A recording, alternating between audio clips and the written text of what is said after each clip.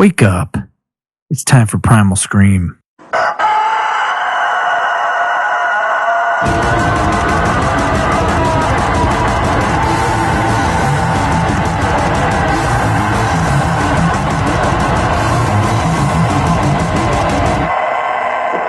I'm kind of bummed out of all those white cards. You found a card that you already had. That's all right. It's a good one, though. It's one of my favorites. Ooh, Good. Excellent. It's always a good one. So, Do it, dude. welcome back to the Primal Scream. I'm Matt. I am Todd. And today we have, I don't know, why do I feel the need to You sing? always sing I'm songs. singing. I get very sing-songy. And today wrong with we that. have... Oh. But let's start with our sponsors. It Works, independent distributor Kathy Sculla. If you want to check out It Works, go to kathysculla.myitworks.com. And you might see little things floating around town. You might see little cards, little things that say, have you flyers? Good job. It's not necessarily a flyer, but it looks like this. This is what it does. It looks like that. Is the big-breasted cartoon person up there? Yeah. She just disappeared. She All just right. disappeared. She's my favorite part. Just kidding. But she's right there. So you might see the card, and they have wraps. They have facial things, skincare products. How about we try that? Nice. Skincare products.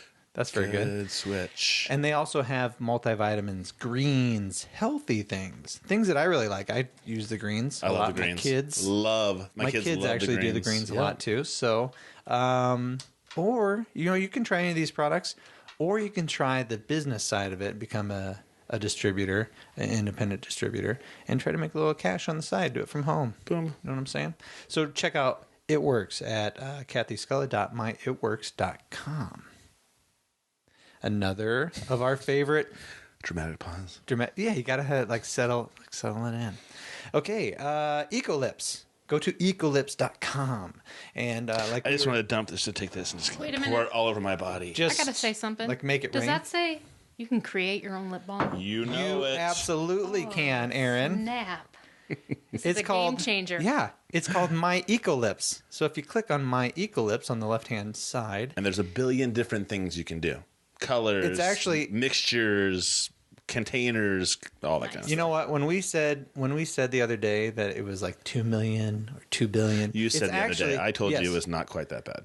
But here it is. It's endless. There's an endless possibility because you can create your own labels, which you can also just- means you can put any verbiage on any of the labels. So it's an endless.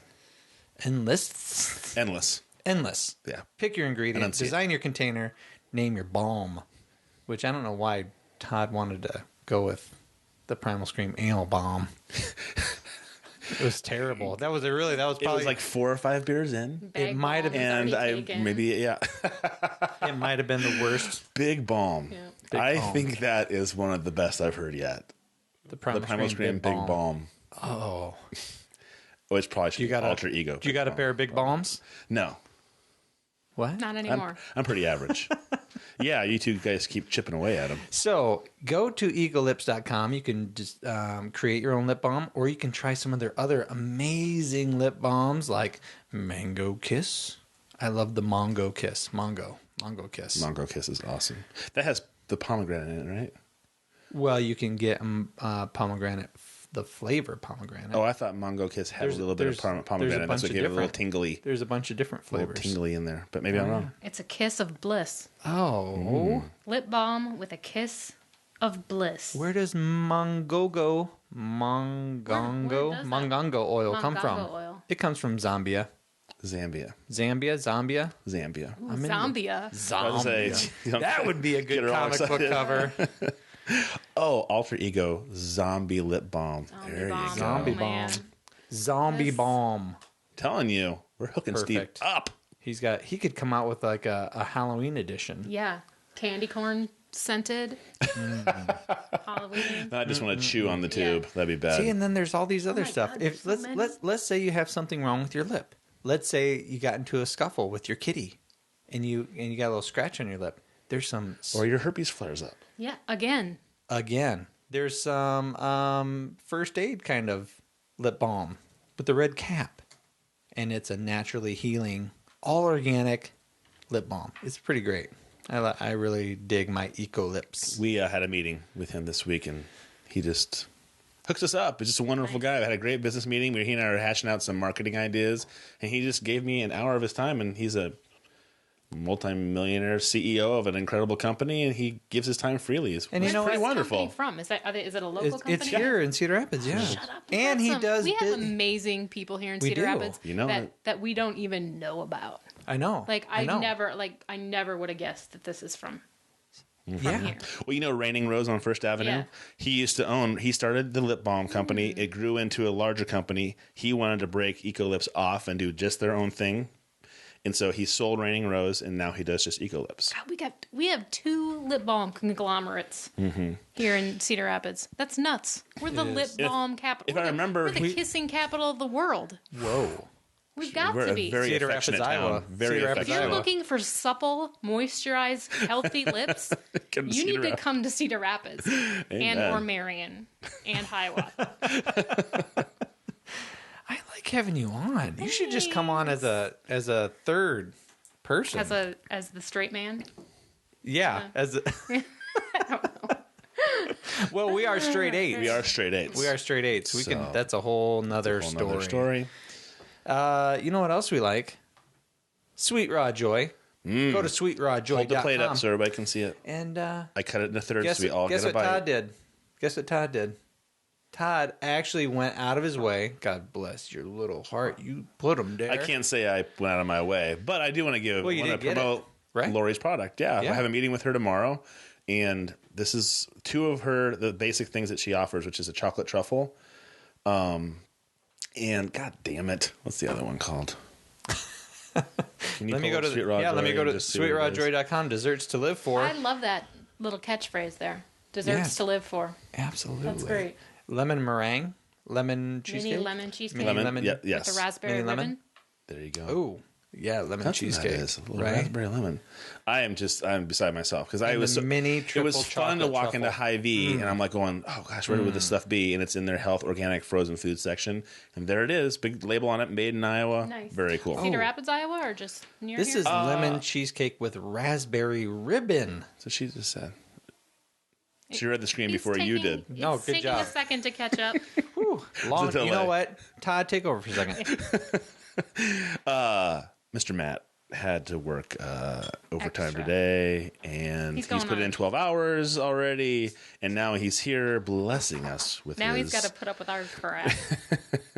I'm telling you, this is the one thing he was looking forward to all day. It was easy for him to get through work knowing he got to come here. Nice. So, Oh, that's a good one. But look at That's Goose Island. Okay, what's her name? Lori. Lori? Lori. She's got the fall stuff too. Maple pecan pie, pumpkin cheesecake. and she has another one on there. It's like a almost like a fudge kind of walnut thing happening. Yum. I didn't see any of those. I only saw There's these. pumpkin cheesecake. Is it the with triple ginger. chocolate truffle pie? That's kind of what it looks like. You can turn around and check it out. I know. See, it's got those. It's got nuts on the top. Can you roll up? Yeah. Yeah, go to page 2. Okay. Peach cobbler. Oh my god. Oh, maybe it's the maple pecan right here in the upper right. No, I thought it was chocolate. I thought it was just straight up chocolate. Maybe I'm wrong. Oh, hold on. She's got- right here. Right here? Chocolate hazelnut?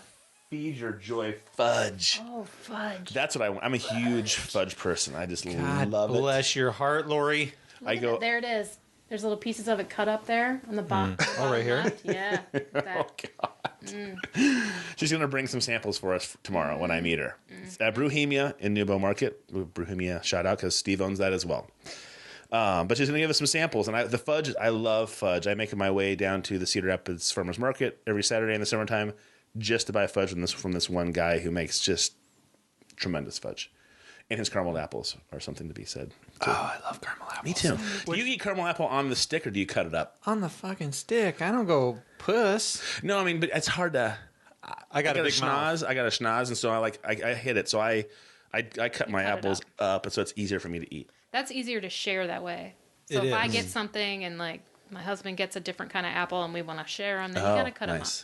Yeah. The best ones. Do you That's like? why I things leave it on it? sticks. I don't So share. nobody. Do you do you like stuff on your caramel apples like M&Ms or rolled in things or? I think it depends on what it is. I don't know. I think M&Ms would be overkill. Like I I still thought need the to same have thing. But then it was it good? Fantastic. The straight up caramel apples is fantastic. What's the farm? What's the farm out west of here? Bloomsbury? Bloomsbury Farm. My wife took my kids out to Bloomsbury Farm. They did the maze and they jumped around and they did their stuff. And they bring back these humongous caramel apples, huge, and it's just so thick with heath covering. It's like $5 an apple. That's too much for me. And A couple M&Ms, I'm good. You're okay. it was magically delicious. I think marshmallows would be good. I'm a big marshmallow fan. Do you like have you ever tried the big, enormous marshmallows that they have out now? They have ones that are like double or triple size. Oh, right? no, I haven't. But they lose kind of their marshmallowy flavor. Gotcha. They're just too much for me personally. Stick with the standard size? Standard. Yep. Or Stay a Puft. handful of the mini ones? Mini ones. Oh, good. Hot chocolate. Do you remember when I said, I exited out of that email and Yes. I lost it all? I didn't. Oh, I got it. Saved. Are we done with our sponsors? No, because we have one more thing that we got to do. We got to talk about Cards Against Humanity. Go to cardsagainsthumanity.com. They're a wonderful company. Oh, they make me giggle. They make my little inside kid in my heart giggle. They make the demon I on think my they make shoulder. us smarter. I think they make people smarter. You think so? I think so. How is that? I think because sometimes Explain. you're playing a game and something comes up and you're like, well, maybe I don't know who that is. Like swooping. I don't know like what that. Yeah. So then maybe Like you have to what's do swooping? a little bit of research. Maybe it's a person you don't know or know they're, we're not all The best part geniuses. is typing and swooping into dictionary on the computer, and it says, used mostly with Cards Against Humanity means this. And I was like, oh, man, See? they're already infiltrating. I love it. So you can go to cardsagainsthumanity.com and you can here's the neat thing. There's a few neat things. You can download it for free. You can just print it. I mean, let's say you're hard up on money, but you want to play a really fun game with your friends. Let's Maybe say you're a have college people, student. You have people coming over tonight. You know they were going to want to play it. You don't have time to order it.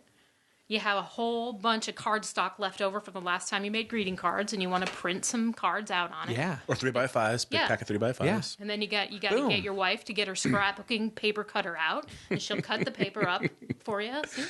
I think you're getting an emergency. That's what I think. I think she's great in an emergency. You can download this for free. That's what we're getting at. You can download it for free, or you can buy it for $25. I chose to buy it, and then I went and got all their expansion packs. And then, because I knew that it was going to be a lot, I went for the bigger, blacker box. And the bigger, right. Right? And that's the best If you part have the is option for a bigger, blacker box, you're going to take. Which, when The I was a bigger black younger box. man, I really wanted the bigger, blacker box.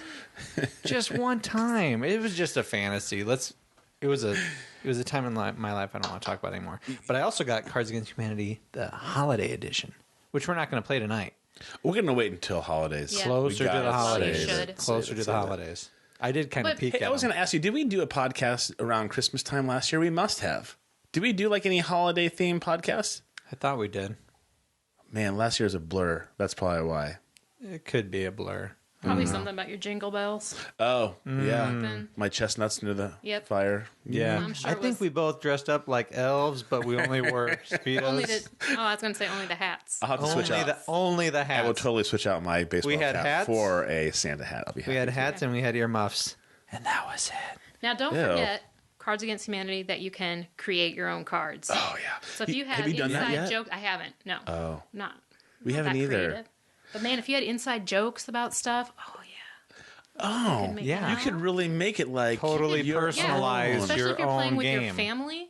You could put like Weird Uncle Lewis on there, or Dad's. That one time when Weird Uncle Lewis stepped out of the closet, whatever. Blank, blank, Anything. blank. Yeah. See? And my wife is a twisted bitch. I mean, she could really put some. she is going to be crazy. fantastic. She naughty. The last time we, Yeah. Oh. the last time the four of us played it, she was writing down notes on the side, and I'm like, "What are you doing?" She's like, "Oh, I'm just writing down." Yeah, nobody had brought it up to her. She was just. I write down notes for black cards and white cards. And I'm like, Yeah. you are on it." The last time we had a big neighborhood get together, it was her first experience with a thing called Four Loco. Yeah, poor kid. Yeah. This is like 4 or 5 years ago when Four Loko got really famous. Really, everybody It was like boom. worried about it. Everybody wanted it. Like, I want to try this. Yeah, she partakes, and she's a lot of fun when she drinks, and we've been around her when she drinks, and to see her that way was... So did it make her loco? Yeah, in fact, yeah. a neighbor of ours had said something to her, and she goes, "Listen, I got 2 labia, and you can kiss them both." Nice. And everybody's just like, "Whoa!" And then 15 minutes later, we couldn't find her, and she's getting sick in the bathroom and in bed, and she doesn't. Boom, out. She's an Iowa City kid, and she can party with the best of them. So I was when I took a sip of it, it was like drinking liquid Like cotton syrup. candy. Yeah.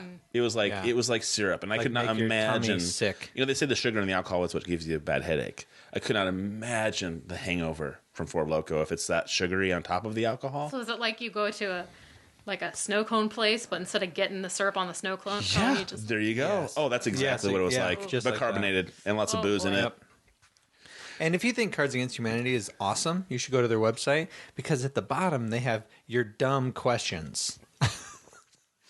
Not just Which is frequently asked ones, It's but dumb fantastic. ones. Which is another reminder of how cool these people are that created this game. And if you do buy any of their stuff, they send you an email, and part of your purchase of the game, they donate to a charity in your area. Why do they gotta be so good like that?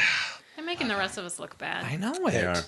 Well, I think one of the gentlemen is going to be on the podcast in December. We haven't locked down a date. Not yet. But December is probably the month they'll be on. So Yep. it'll be one of our first Skype Nice. call thingies. One of them, because coming up will be Article 15 clothing. and then next week we have a big health podcast about Thursday. Thursday. Nicole will be back on the podcast. She talking about Ebola. She came on the podcast and talked to us about Obamacare or Obamacare the when that was hot, yeah. ACA.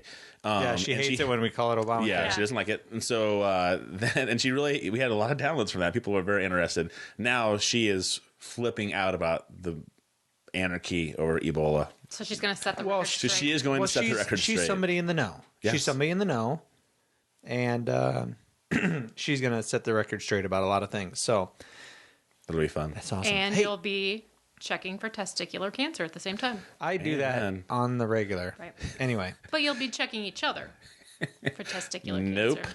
not happening. You know what? I love him very much, but Yeah. that's not going to be that's happening. It's not that kind Aaron's of like, show. God darn it. I gotta go. I've made a terrible mistake. There were expectations and promises made. I promise I never said that in an email. Okay, listen, I already know this. This is how you start Cards Against Humanity, which now we're going to play it. You start it by asking the question, who had the most recent bowel movement? And I know it was me because it happened right before I came down here.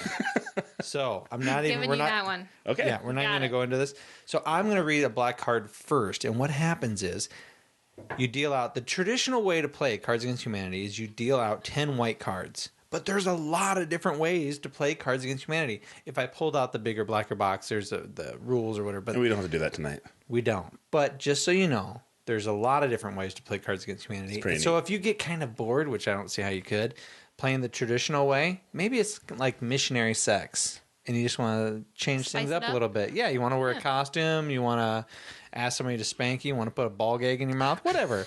There's no judgment. No, none. judgment. So there's different There's options. no wrong way to play Cards Against Humanity. Unless you're not playing it. Amen, sister. Holy shit. Do you want to She's do the just- marketing? I'm telling you, I'm going to bam. email She him. We set the date. I am going to tell him I have a quote for you that you have to use on your website. There's only one bad way to play it. By not I'm playing not it. playing it. Okay. Sweet. All right. Are you ready, boys and girls? Born ready. All right, here it is. Ready? All right, bros. Our frat house is condemned, and all the hot slam pieces are over at Gamma Phi. The time has come to commence Operation. All right, I'm going to say that again because I had a really hard time reading it. All right, bros. Our frat house is condemned, and all the hot slam pieces are over at Gamma Phi. Gamma Pi. The time has come to commence Operation. Blank. So yeah, blank. Operation So do you blank. guys know what I'm talking about? Okay. Yep. Oh, all slam Operation. pieces. I'm thinking those are like the hot girls, the slam pieces. That's what I assumed. Is that not what you thought it was? It just dawned on me. I had a long day. Let me know when I'm ready. Let me know. You ready? Good. All right, here we go. One at a time. One at a time, black card first. Because that's how I roll. Black first. All right, bros. Our frat house is condemned. And all the hot slam pieces are over at Gamma Pi. The time has come to commence Operation Puppies. Puppies. Oh. You know, It makes all the slam pieces go, oh. That's how you get tail. We walk a dog. you know what? Seriously, I would have expected Michelle from Illuminations Healing Arts Center to put puppies. So we're going to put that to the side. All right, bros. Our frat house is condemned and all the hot slam pieces, girls, are over at Gamma Pi. The time has come to commence Operation Lance Armstrong's Missing Testicle.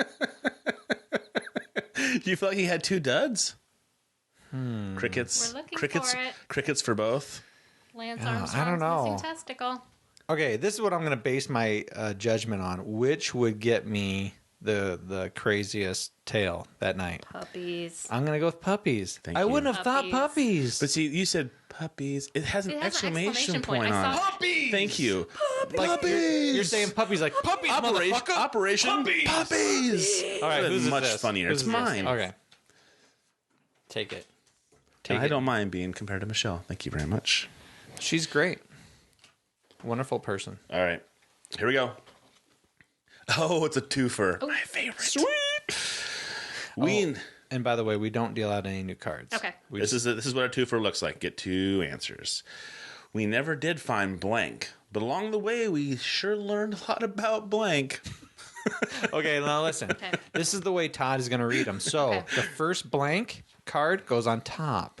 The second blank that will be talked about, it goes on the bottom. Shut your eyes, you mother. Okay. Oh, you don't want me to read it again? You guys got it. Okay. I'm Oh, no. sorry. Okay. No, I've go been ahead. waiting for that card all my life. Yo, put that over there too. All right. Just set them down. I'll get them. Good. Good. God, he's bossy, isn't he? He is kind of. I'm sorry, bossy. Erin. I didn't mean to be bossy. I'm just kidding. Yes. We never did find the heart of a child, but along the way, we sure learned a lot about erectile dysfunction. I like that one. We never did find the Pope, but along the way, we sure learned a lot about auto cannibalism. Because I like auto cannibalism. I like. Bing. That's his. Yeah, it's Jeez, mine. Erin. That was all about erectile dysfunction.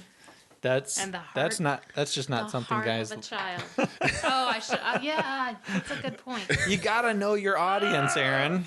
Okay. All right, your We turn, have- lady. I Your was turn. kind of hoping. That's why I was thinking if your husband was here, we had 4 people to play. That'd spreads them out. Do you want me to call him?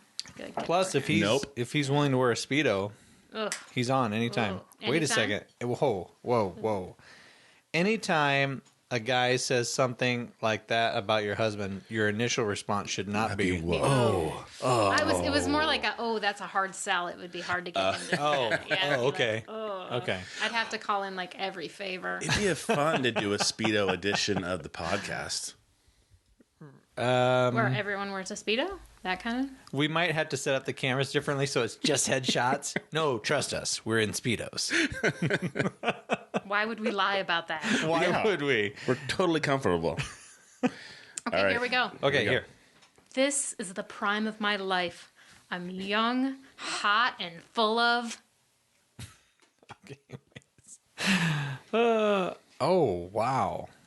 I'm young, hot, and full of. Blank. God, there's a way that you can play this where you can double down. If you know you got 2 great cards, you can double down, but we're not playing that tonight. This is the prime of my life. All right, ladies and gentlemen, I'm just going to blindly, Really? because I have 2 great ones? Oh, you're choosing from 2. cards. Gotcha. Okay. Close your eyes. I'll mix them up. There you go. I'm messing around. Yeah. This is the prime of my life.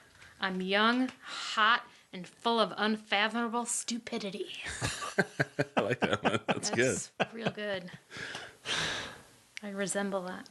This is the prime of my life. I'm young, hot, and full of the rhythms of Africa. I like that one. We're going to go with Africa. Thank you. I gonna go with Africa. almost gave you nipple blades. I'm full of nipple blades. Oh, that's horrible. But it makes you have a take your white physical cards. response, Yeah, over here. it made me like. right? Yes. It made you There move was a a little bit. visceral response Right? for sure. Okay. I love that Spidey. Do you? Oh, dude, that's a neat picture. It's great. Okay. All right. Are we ready? Go ahead. She's up all night for good fun. I'm up all night for blank. She's up all night for good fun. I'm up all night for blank.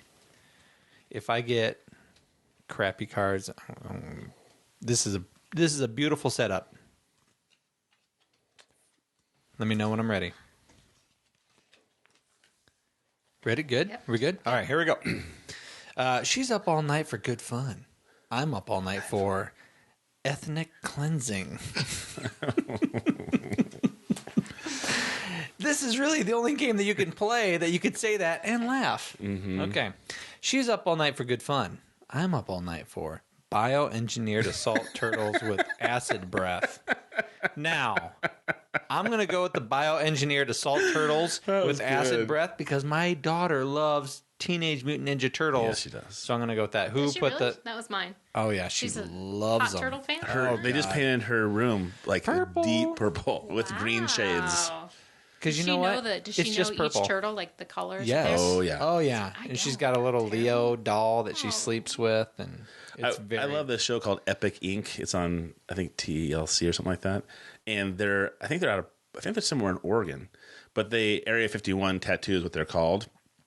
And the people in there are like the ultimate geeks. Like, what they just collect Star Wars stuff. And they each have, like, one guy loves doing like phasers, like from Star Wars and Star Trek, and they like he had a guy the people come in there to get comic book stuff, and some guy got a huge Donatello on his arm, enormous Donatello. It was really neat. Anyways, go ahead. It does make me wonder, like, why someone picks one turtle over another. I like the nunchuck guy. That's why I liked him, is he had nunchucks. I like, yeah, the one that's really silly. I like him. I like think the it's one the who's nunchuck guy. really well hung. I think that... That's the Aren't one. all turtles really well hung? What? Isn't all... What are you talking about? Have you ever seen turtles or tortoises have sex? Yes. No. It's an Okay. ancient, slow rhythm. But it's loud. Is it really? Yeah, I was at a zoo. I think it was the Blank Park Zoo in Des Moines, and we were like, "What is that noise? Just this terrible." We thought it was like a roar, like is the lion getting mad or something. And sure enough, we go over to the tortoise or turtle area. I'm not sure which, and there was one on top of the other one, and he was moaning. It was noisy. That's a typical dude reaction. Yeah. Anyway, Cards Against Humanity. Have fun at your house. Have fun with a friend. Have fun with We couples. have another round to go there, buddy. We each have We a got a card. lot of ground to cover. Do we really? No, seriously? We've only gone down round one time. Is that it? I started and I just said, I'm sorry. Todd and Aaron have another one. Yes. You guys need to quit. We're going I to do know. that I'll when we zip get it. done talking. Zip it up. Yeah, let's go. Zip it. Okay. The Japanese have developed a smaller, more efficient version of blank. The Japanese have developed a smaller, more efficient version of I'm so giddy. Blank. I'm so giddy to play this one. There you go, Aaron. Good to go? Yeah. Mix them up. Mix them up. I cannot have anything in my mouth when you say this. Okay. Yeah, rule number 1. You ready? Yeah, don't make me laugh while I'm drinking. The Japanese have developed a smaller, more efficient version of Daniel Radcliffe's delicious asshole. Delicious. Aaron's reaction is perfect. I feel terrible. He's so young. But it's delicious. The Japanese have developed a smaller, more efficient version of Miley Cyrus at 55. I'm going to go That's a with difficult the one. asshole. Yeah, I think you have to. Yeah, Right? I have to. It'd be embarrassing. Because when if I you think of Asians, I think of them wanting some delicious didn't. Daniel. Daniel Radcliffe asshole. Okay. You guys ready? This is a double. Oh, yeah. A twofer for our last one. This is glorious. Bring it. Blank may pass, but blank will last forever. Okay, so on top is the one you want to read first. I'm gonna mix them up. Oh, I'm gonna mix them up. You sure? Don't Yeah, mix up I won't. the order. What? What? I'm She a knows what she's pro. fucking doing, man. I'm a pro. Speaking of Jeez. pros, I want to talk about how we can get massages and word it correctly so you don't get nailed for prostitution. Random thought, Ready? but that's Okay, go ahead. Oh, we were talking about pros. Oh, A monkey smoking a cigar may pass, but Toni Morrison's vagina will last forever. she Have right. you ever thought about theater? Have you ever is thought she a about writer? doing I theater? have not thought about. I mean, I think about like I go to theaters. I like movies. I have tickets to see a theater production in November. I thought maybe you were going to come back at me like you did at the CrossFit. Like, well, I did, but I was so intimidating. Yeah, I had to give it up. I had to give it I up. kept getting all the lead roles over and over. I and can't over do the again. lead and the other roles, Right. too. I had to give other people a chance. That's right. Let some of y'all shine, Erin. Court-ordered rehab may pass, but waking up half naked in a Denny's parking lot will last forever. That's one of the best combos I've That is ever really heard. good. That is That is- fantastic. Well deserved, my Kudos friend. to you. Thank Good you. job. Thank you very That much. was awesome. All right, hand your shit in, That's kids. nice. Hey, by the way, I've always been fond of Toni Morrison's vagina, though. yes, true. All right, now Todd, do me a favor. her brain's that good, put her these vagina's at gotta be the that. back. Put these at the back of the big black box. Why do you gotta make this a race thing? Well, get to the back of the box. My kids are black. I can say that. Oh God, don't go there. No, really, my kids are black. Did we want to try something? Do we want to just try? Or should we need move to. on? We need to get into Don't who is Yeah, I mean, Erin. who this voice is, though. Like, you guys don't who even. is this lady? Who have they been listening to? That's true. They want to know. They have to know. This smoky voice Oh has God! been tantalizing them for long enough.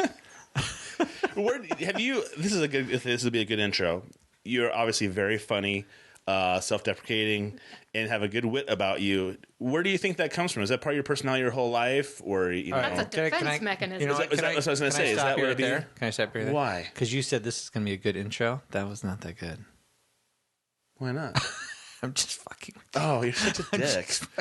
God. He's going for Look at the him. hard-hitting question. Yeah, don't trust me. This will happen the entire time. Okay. I'll say something. He'll go, "What the fuck is wrong with you?" And I'll be like, "What?" He's like, "I'm just kidding." I'm just kidding. I'm just busting balls. Who the fuck are you? He said, I said to a guy, I was like, I would love to be part of that, or I would love to help you shoot a movie or something like that. He goes, "Who the fuck do you think you are?" And I was like, actually almost hurt my feelings. Nobody. I mean, immediately I Holy- thought that came out harsher than I intended it.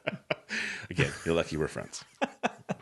But It is a great defense question. mechanism. Of course. Okay. Isn't that how it is for most people? I assume so, but some people are just very funny. So I mean, you come across. I mean, the first you and I. Let's full disclosure. We've been going to CrossFit together for quite a while You've now. been going together for a while. right. Yeah. So, but we've always had fun conversations. But then when you said that in the CrossFit video, you know, that caught us both off guard. It was very, That I was very. Yeah. so because You were it's so not intimidating. true. I mean, I don't want anyone to think it's true at all.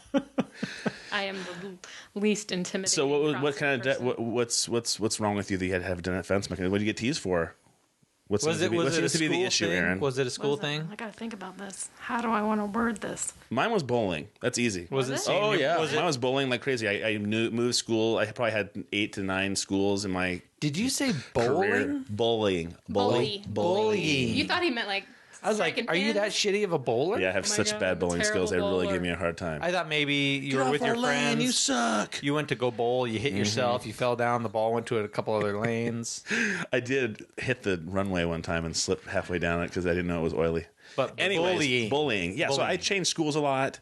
I have I have a funny middle name, and so people always tease me because the teacher would call out like middle name like so and so, and so I got bullied crazy all through school, and so that's what got me kind of like not giving a shit what anybody thought of Yeah. me and that kind of thing. So Oh no! To be clear, I care what people think about me. To be Absolutely. clear. Yeah. Yeah. It's not that I don't care. You do? I care maybe a little too much. oh, Fuck them. I think for me, a lot of it's physical, my physical self. You know, I don't want to sound terrible, but I'm not like a pretty girl. I'm not like a hot girl. I'm not physically fit. You know, so it's like if you're gonna be like the chubby girl, you might as well be the chubby funny girl. Okay. You know, rather than, because what else do I have to offer? You know. You know what I mean? Like I think you're really selling yourself really short. And I'm not saying this because you're right here, but you are right here. I am right here. That is kind of selling yourself short. Wow. Get the fucking Kleenexes out because I was expecting a therapist around. It's got to make a little bit of sense. It does make sense, but let me ask you this. I love your personality. I've been around you very little. Very, very little. Thank you. Very short amount of time. And I would have you over at my house every night of the week and twice on Sunday. Yeah, and my wife not do dishes. And my wife loves it too. She's like, "Oh, you're doing Erin's podcast tonight?" I said, "Yeah." She's like, "Oh, I wish I could be there. That'd be so much fun to say hi." I was hoping she would be here. I would much rather have you exactly how you are and your personality than I would a really smoking chick who's stupid and just sits there like a trophy. Oh, fuck nice. Yeah, because you know what? You know what? And what's hot anyways? That's my question. It's like, what is hot? Like, you know, we have people at the CrossFit gym that are just like fucking crazy physically fit. Mm-hmm. I don't find it attractive at all. I think good for them. They're obviously very healthy and they're very strong and they can do all these awesome things. Right. It just doesn't do it for me at all. Whereas my wife, who I think actually looks pretty great, she has like, oh, I need to work on this thing and this thing. I'm like, fuck, don't get any smaller because then your ass disappears and your chest goes away. And those are my favorite parts. All my favorite parts. I can't oogle any goodies if they're not there. You know what I mean? So. Yeah, and if you're with somebody and she likes to role play and she likes to be adventurous and she's your absolute, I mean, she's your perfect match. And I hate to say best friend. That's fucking or soulmate. Or soulmate. Yeah. I don't want to say that. But there's people who bring out the best in you and they make you feel great. Or somebody who goes, hey, let's go do the haunted rails. And you're like, oh, fuck, I don't want to. But then they drag you. Like my wife drugged me to the haunted rails last night. We had a great time. With my kids, Todd and his kids. Had a great time. Got to listen to my oldest son scream like a 4-year-old girl. I begged him. I said, please don't pee on my leg. Oh, my God. Yeah, he actually did. Piss on my leg. And it was a great, great time. So looks are not everything. They are. At the same time, you're not an ugly person. What are you talking about? Yeah. I think just in comparison, no. That's a societal problem, I think. All right, let me ask you this. I'm the same way. I mean, I think I'm this exact same way. I'm like, I look in the mirror, I'm like, Jesus, dude, come on. What are you doing? You're not doing this. You're not doing that. Oh, I think everybody does that. No, I look in the mirror and go, you should be wet when you walk by me. By the time you see me walk by and realize that you just saw me, you should be dripping. Oh, you're so fucking gross sometimes. Anyways. I think, dude, no, I don't feel that way. It's not all me just using it as a defense mechanism. It's also, I think, a little bit of my job. And being around is mostly male oriented. Most of the customers I have are male. I'm around guys. It's a very guy heavy sort of industry. It seems like it. And so I think to make myself one of the guys, and you kind of have to. Well, Kevin Smith has a TV show and a podcast that's all based around comic book stuff, right? Okay. And I see that on TV all the time. But again, I like Kevin Smith. It's not just guy-oriented because you just came back from Comicon. Correct. Right? Where was Comicon at? Comicon International, the big Comicon, is always in San Diego. At least for now, it's in San Diego. Maybe they'll move it in the future, but the big one is always San Diego Comicon International is what it's called. And New York's was last week, right? Yes. Okay. And there's tons of chicks. I'm sure you saw tons of women. More and more every year. It's the industry itself is getting more friendly to women. The comic book industry. I'm going to point this more. I almost think that I'm always surprised. Don't be nervous when I come at you with this. That's all right. I'm always surprised when I hear about industries going, oh, they're now getting that women demographic. Yes. I'm just like, they're 50% of the world at this point. So how can they not be part of some demographic? Talking about how Republicans now are off Hispanics and onto women. They're trying to court women. And I'm like, when did you stop realizing, or when did you forget Did you have that to make that choice? Like, oh yeah. Oh, wait a second. Hey, them skirts in the kitchen, we should get them bitches on board. Exactly. All right, let me ask you this. This is surprising. When did we all become okay with the idea of, oh, okay, they're going after the Hispanic vote. Why don't we just do what the fuck is right? Why don't they just do what's right, and then that should cover everybody? Well, when everybody's so worried Instead also of, about... I'm going right after the women vote. Why would you be worried about the women vote or the Hispanic vote or whatever if everything's so jerry-rigged that you get incumbents back in 91% of the time anyway? So what's the worry? You're going to get it. Most 90% chance you're going to get back into the seat you want because you've jerry-rigged it to be that way. So why would you be going after one specific group of people anyways? All right, listen. I don't want to get too heavy. I don't want to get too heavy into Erin right now. I wanted to. Did you just call me heavy? You I son know of a I'm bitch. heavy, man. We just talked Oh my about God, this. I'm really sensitive. Jesus.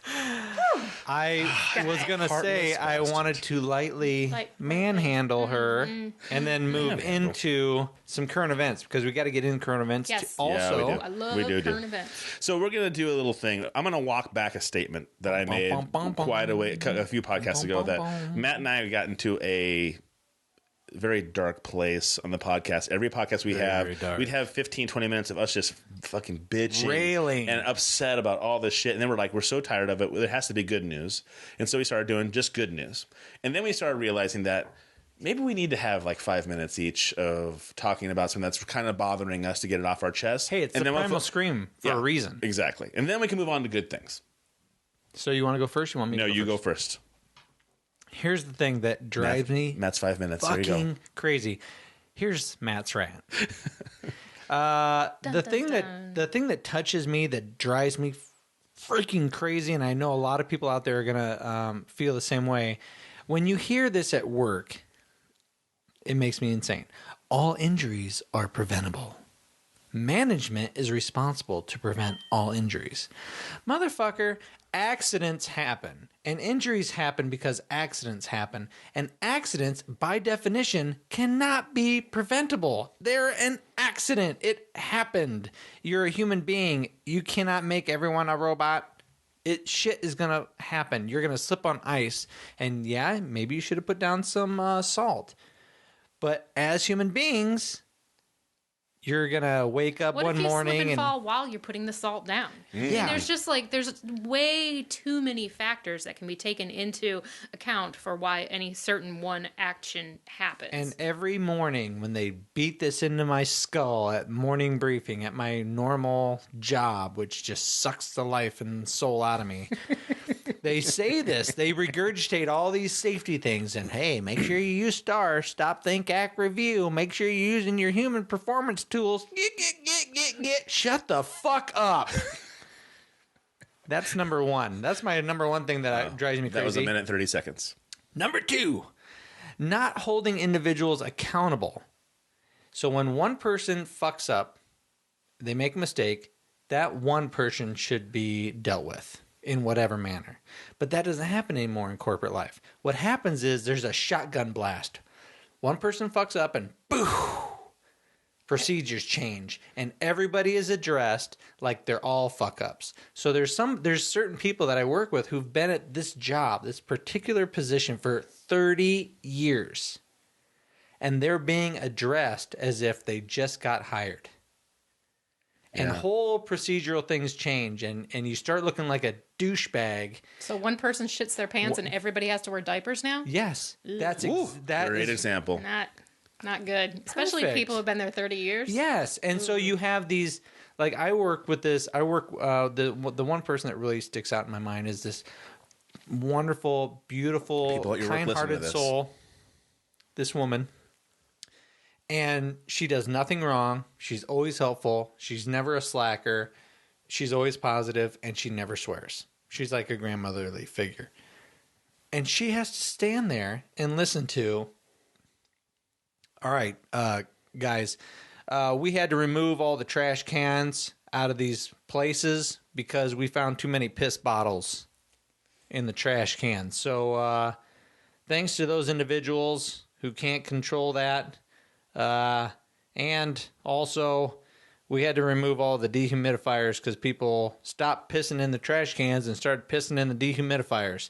So here's this woman who I look up to and I think of as a motherly figure who has to stand there and listen to this and be associated with that instead of management reacting, investigating, going, you and you, come here. You're fucking fired, both of you. Or leave, think about if you want to keep this job and come back in a week. Everybody else, great job. Keep up the good work. I just addressed the two scumbags. That's Matt's rant for the That week. makes sense. That shit drives me fucking crazy. I can understand why that would make you very angry. I miss out on a lot of this stuff by not having coworkers or bosses. You know? Right, yeah. Good for you. I don't get a lot of that inner office. I don't get any inner office dynamics, but that would drive me bonkers. Yeah, you do a great job. Every day you show up on time. You do everything that you're supposed to right, and plus you're a human being, so there's going to be errors here and there. But if you were talked to in a group setting and you had to be a part of, hey, Erin, you have to do things differently now. I know I'm making you do things differently, and your job's going to be a little bit more difficult because you got to think about more things now. But I got to change the way you do your job because this person over here I can't fire. But I got to try to put in place all these human performance tools. Here. I think the term human performance tool bothers you. I think I do. I think it needs to be a Cards Against Humanity card. Oh, human performance shit. tools. Write it down. All right. I think you'd use that one. If you have an a erasable lot. marker, I'll use our checklist board. What? I'll write it down on our checklist All board. right, here you go. Bring it. Human performance tool. Human performance tool. You're a human performance Yeah. I tool. think so. Fucking douche. Human performance tool. I like There's it. people driving to work right now listening to this going, HP. oh my God. He could be talking about my place of work. He could be talking about my pissed in HR that department. Bottle. Oh my God, he's talking about me. I'm the douchebag. I'm an HPT. Wait a second. Is that not right to do? Was I not supposed to piss in a dehumidifier? You fucking loser. There's not a sign on it that says you're not supposed to. Yeah, I mean, how was I supposed to know I wasn't supposed to piss in the dehumidifier? I mean, nobody specifically told me sense. not to. Well, Common and it comes sense. back to one of the. That's a managerial fault. Telling right there. Matt at the Haunted Rails last night that I was listening to Paul Stanley was on Joe Rogan's podcast, and Joe Rogan was talking about file sharing and saying things like, well, you know, everything's digital now, so it's at some point all going to be free. He goes, no, I put my life into that music and it's my art. And so it's not okay that people just take things. And Joe Rogan said, well, what if everything's ones and zeros now? Don't you make your money back, at your concerts? She's like, so now you're going to dictate to me how I get to make my money on the music that I created. And he wasn't being an asshole. He was being very straight. And I was sitting there going, because of course I was agreeing with Joe Rogan going, look, everybody does it. It's pretty common now, blah, blah, blah. And here was somebody saying, sorry, that's unacceptable. That's not okay. And here's why. And here's why. And it made complete sense to me. I was like, okay, he's absolutely right. Yeah, and if you change But the it's common dynamics of the sense. argument a little bit, it would be like saying, I can download any comic book I want for free. How does that affect Erin's life? Oh, It would geez. make me sad. And not only would it make you sad, It would but make me. I'd have all of to a sudden go, you'd have to work at a HPT. I'd have to get a job with one of those tools. Do you guys carry action figures at Alter We Egos? do carry some action figures, yes. I found my favorite action figure when I was up in Madison. I went to see Chuck D speak from Public Enemy, and I was walking. I love record stores, and so I walked into this record store, and they had action figures, and I'm like, what do they have action figures for? And they were music action figures. And so I bought Junior a Kiss? Chuck D Chuck D. Nice. action figure, and he signed the back of it for me because I got to meet him. That's Yeah, great. because I'm a huge fan of That Chuck is D's. great. But do you guys have so comic book store is going to be kind of broad. What else do you guys carry at Alter Egos? Comic book related stuff. Ooh. Go ahead. I got a question. Yes. Ooh. You said we didn't have to do that, raising. And as I say, I asked a question, she was answering it. And you All right, I interrupted. apologize. Okay. No, you go ahead and answer Okay, it. at my comic book Go ahead. store, we sell comic books, comic book related books, comic book related action figures, T-shirts, puzzles, stickers, statues, trinkets, tchotchkes, keychains, buttons. What's a tchotchke? Tchotchke? Tchotchke? Starsky and tchotchke? That's like, It's like a little- isn't that a Jewish term for It's like a knick-knack? knick-knack, yeah. Knick-knack, tallywhack, give a dog a bone? Can you give me an idea what a tchotchke would be? Like we have these. Here's a perfect example. We have these blind boxes of Guardians of the Galaxy, tiny little bobbleheads. Oh, neat. So that would be like a tchotchke. It's like it's not super useful. You can't like really use it. It just sits for on your anything. desk. Yeah, something it's a like knick-knack. You've never just heard like of you said. tchotchke. It starts with a T. I don't think God, so. you remind me of this guy I know named With a T. Tim. It starts with a T. It does. It's like a really TCH tchotchke. Yep. Is that Jesus. Jewish or is it Czech? Is I it think Jewish? it's Czech. That sounds Czech to me. It does sound Starting with a Czech, T? but I think it's Jewish. It might be a Like Yiddish? It might be Yiddish? a Yiddish. Might be Yiddish. term. You tchotchke, you little toy on my desk. You have no purpose. Yeah. You have no purpose. Just to look You're, pretty. You're a gigaw. I have a couple of questions for Okay. you. Do you carry adult comic books? We don't carry any adult comic books in my actual And how would store. you define an adult comic Okay. book? There is. Comic books are sort of. It used to be this thing called the Comic Book Code of Authority, and if a comic book had the little code symbol on it, then everybody knew that it was okay, and there was nothing like offensive in it. Now, But most is that kind of like companies- rated G, rated R, rated rated PG? Yeah. Nowadays, they sort of use a system like that. Things are rated A for all ages, T for teen, which is actually about 10 years and up, T plus, which would be maybe for 15-year-olds and up. Then there's parental advisory, and then and those would be for more like an R-rated movie. You know, it's going to have language, violence in it. And then there's some that are like explicit content, and then there are some that are like adult, and they actually don't even advertise the adult comics in the catalog with the regular comics. There's like a whole separate catalog for those. Is that like, can that be any kind of comic book, or is that like mostly like manga? I mean, manga has like a lot of like tentacle penetration, but not, you can't see there's certain things. things. Like It's like, correct. There's things like that. Yeah. But then there are just regular like American comic books that are like just porn. It's Is that what it's it just is? porn comics. okay. Right, and that's kind of a new. Well, I don't know if it's a new thing because when I was in the service in '97, I got out. So around 1996, it was the very first time I ever saw a porn comic book.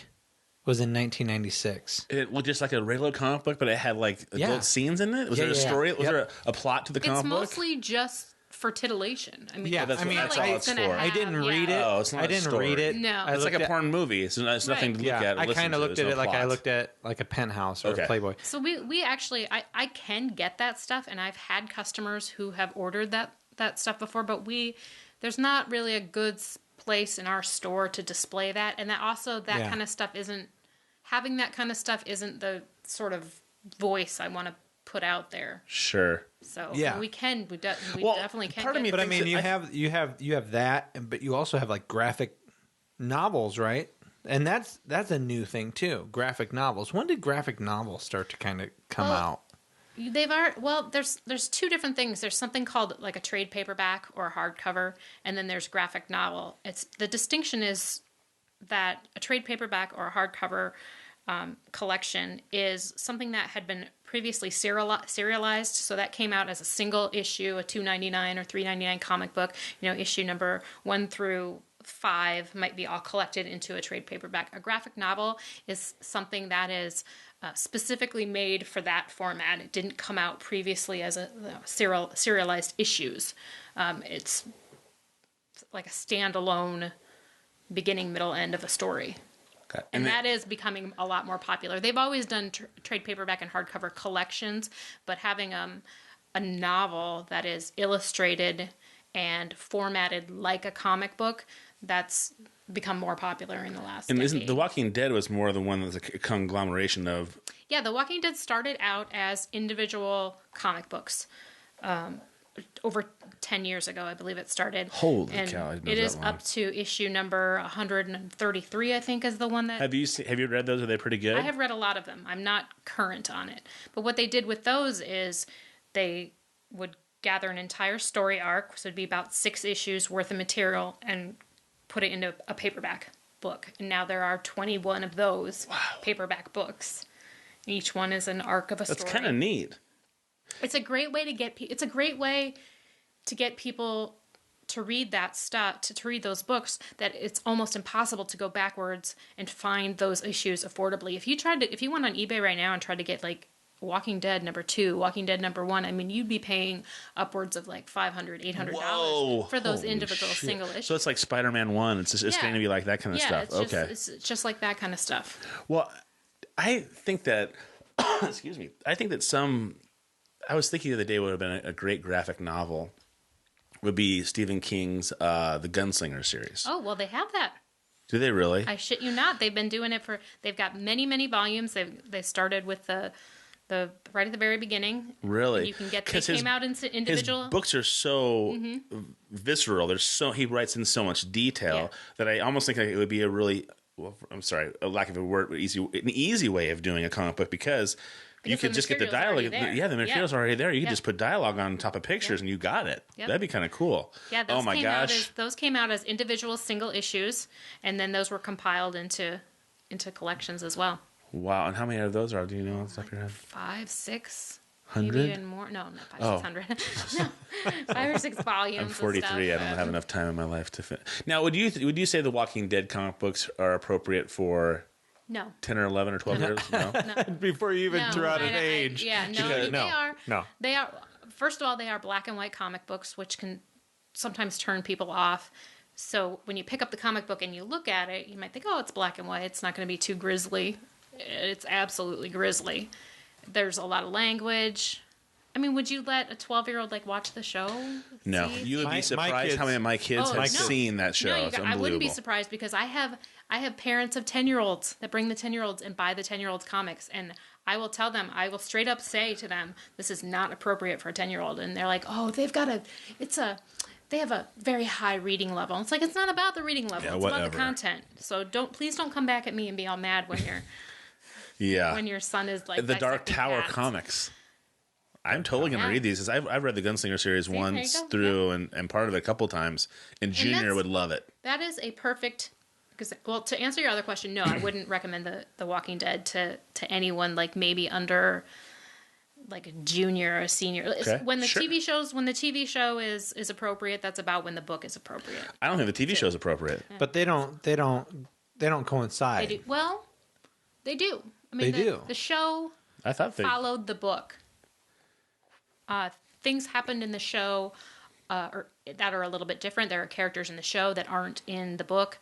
Things happened in a different order.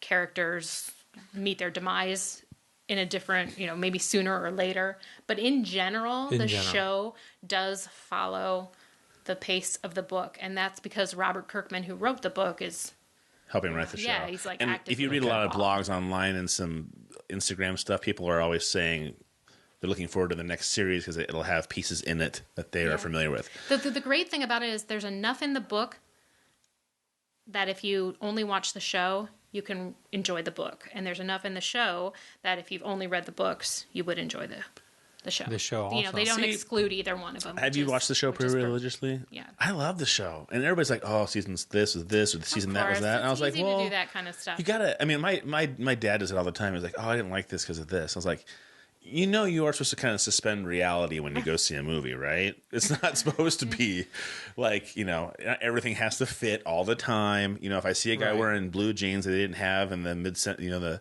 in the medieval ages, I don't get all upset about it. You know what I kind of like, though? I mean, I would generally fall into the same categories of those people saying, I really like season 1, but season 2, season 3, but season 4. But looking at it now, looking back on it now, I can appreciate the fact that they did it so differently. Well, they're following these arcs I think you're talking about, right? Yeah, season 2 is, you are going to get a different feel from it because it's a completely different paradigm, a different angle to see the story from than it was season 1. Right. And part of the thing about the comic book is still published by a company called Image. They do creator-owned things. So instead of having a superhero like Spider-Man, which is owned by Marvel, they have the creators own their own properties. Now, Robert Kirkman didn't know how long that Image was going to let that book continue. He didn't know how well it was going to do or how poorly it was going to do. So he sped up the pace and did things earlier on, maybe in the first couple story arcs, that when the TV show came around, he was able to slow down, drag out, maybe do it how he originally wanted to do it, but had to speed up the pace due to because with comic books, it's like, you get a comic book, you read it, and then 30 days later, you're expecting the next one, and it's sort of a different medium than TV. I mean, not sort of, it's a completely different medium, but it's a different pace in the storytelling. Sure. So he kind of had to do things a little bit differently. Have you always grown up with comic books and liking things like that, or how did you get into this gig? There's Robert. How did you get into this gig? He reminds me a lot of the guy from... He's like Zach Galifianakis. He's comic book royalty. He really is. I guess so. He really is. That's pretty impressive. Because, I mean, again, like shows like The Walking Dead are like phenomenons now. I mean, they're just kind of like taking over things. That's pretty awesome. I love it. I mean, at first I was like, a zombie show? Are you fucking kidding me? How are they going to do this? Yeah, I just didn't get it. This is another one of his books. This book is all superheroes. Invincible. Mm-hmm. Father and son superheroes. His own superhero chain. Good for him. I am totally buying the Dark Tower comic series for Junior. Let me address that too, that Dark Tower and books like it. It's always been my thought that there is a comic book out there for everybody. Like even my mom and you and anyone who is not currently or grew up with comic books, that there is a book out there that will appeal to them. And one of the greatest things are licensed properties like that, like Dark Tower, like Star Wars, anything that was not originally a comic book and then became a comic book. Sure. That's a really, really good way to get people into reading comic books and reading that format of storytelling. And especially with younger kids, it's wonderful having licensed properties like Adventure Time, Scooby-Doo, any of the Cartoon Network stuff that kids have seen on TV, and then they come into the store and they're like, that's the cartoon that I watch. I want to see that. There's an Adventure Time comic book. Yeah, There I mean, are Is it as loud? Is it as loud as the TV show is? It's very silent. Jesus Very God silent. Almighty. Well, my I daughter feel bad, loves but I feel like an that, old man. I'm just like, guys, the volume's What, got to be with lower. Adventure I'm gonna Time? go. Oh my God, the noises that come out of that TV when they're on that show's on there. Again, like I said, I feel like I'm a 100-year-old man. I'm like, my brain's shaking in my skull. Can you please turn off whatever's on that TV screen right now? It's Adventure Time. Like, okay, then turn it off. One of because my it's too much. daughter's favorite books to read is Diary of a Wimpy Kid, and that is created, I mean, right with comic book. I Yep. mean, everything is it's all storyboarded. Yep. Throughout the whole book. So, yeah, I think she would really love. That was going to be one of my questions was, how do you introduce comic books to a young reader? Because my favorite characters have such history. How do you can't just pick, I wouldn't think that you can just pick up a comic book, because if you don't start at the beginning of a series or whatever, you don't know how this doesn't make sense necessarily in this issue. You're absolutely correct. Some companies do a better job than others. My way of introducing young readers to the world of comics is through the things that they already recognize, the properties that they already recognize. They are attracted to that kind of stuff. They're attracted to the Powerpuff Girls because things that they've seen before, and then from there, once they get used to that and get used to the type of reading that you do, because reading a book is different than reading a comic book. Yeah. There's a lot of inferring things from the pictures rather than being told them directly, like through the dialogue. I mean, it's very left brain and right brain. It absolutely is. It takes enjoyment. It's funny to me to hear the old stories about my parent. My mom threw out my comic books, or people thought comic books were for idiots. And no, there's a lot of technique with reading comic books and with being able to follow a story that you're maybe not directed. It's not just chapter after chapter. You know, you're My first telling a interaction with story. comic books was see?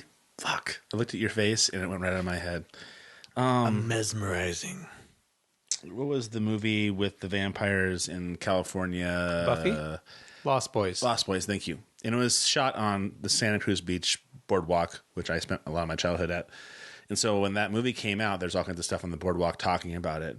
And my first introduction to comic books was the scenes in that movie where the creepy guy, the weird dudes were were showing him comic books, and it was kind of like strange and different. And that didn't keep me from being going to a comic book store, but it was kind of like my first introduction to comic books was just that movie. And I was, I don't know, probably 12. I mean, my dad didn't introduce me to comic books at all, so I feel like I kind of missed the boat. But I like going. I mean, my kids loved going to your comic book store. They had a great time doing that. good. I hopefully found things they liked. They did. That Oh, was yeah. Kind of that's kind of the point. No, I think what you get from comic books that you don't get from like just a regular book is you had this visual. I don't know. Well, when you're so when you intrigued read and a so book- pulled into that, and I almost automatically want to start doodling and saying, "Oh, can I make that? That's such a cool image. I didn't even realize you can make an image like that." Right. So let me start. So it kind of experimenting. sparks your creativity. Yeah. A little Well, bit. for me, it's like when you read a book, it's all inceptual in your head of what people look like or things that happen. Where a comic book, it gives the author an opportunity to show you what somebody looks like along with the story. That's why I think it's super intriguing.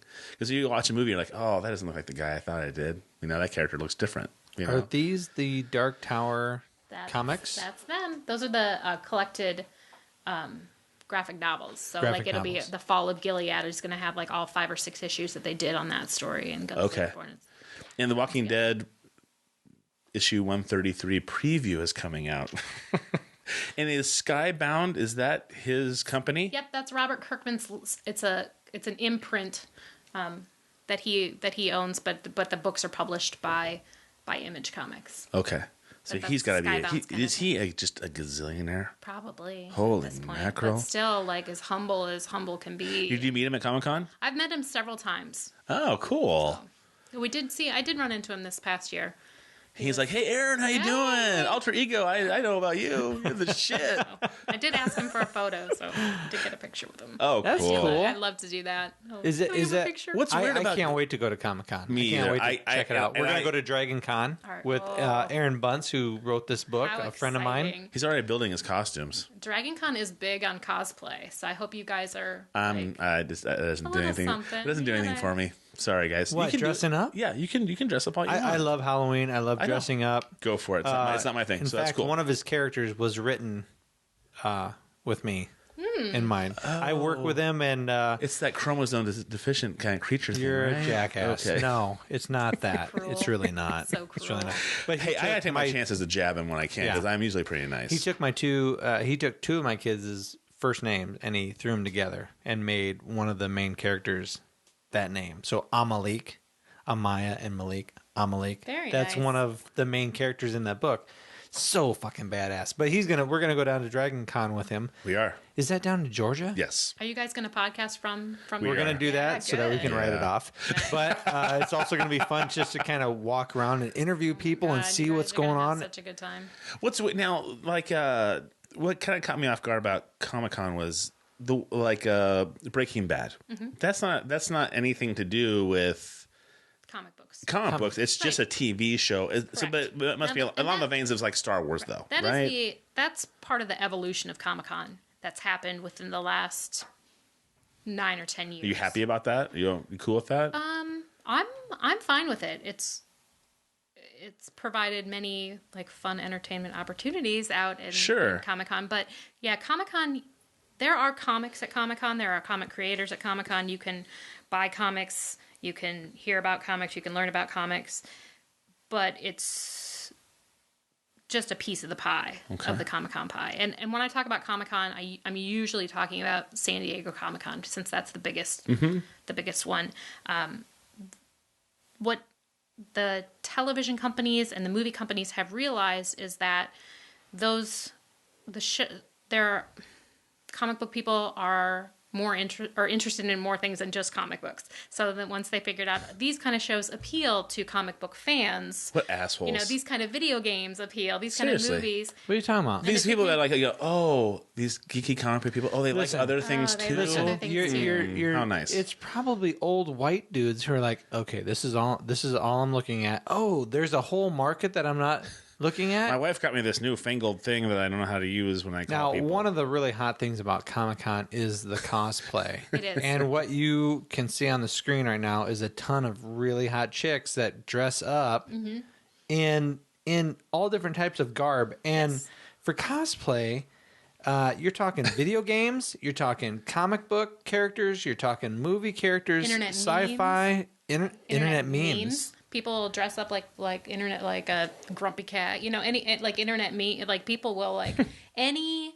pop culture, anything from pop culture, people will make a costume out of that. So they take something that was in somebody's imagination, something that's not real, and they try to make it real by creating the costume. I mean, this girl here, I think that's a character from Street Fighter, isn't it? Street Fighter. Yeah.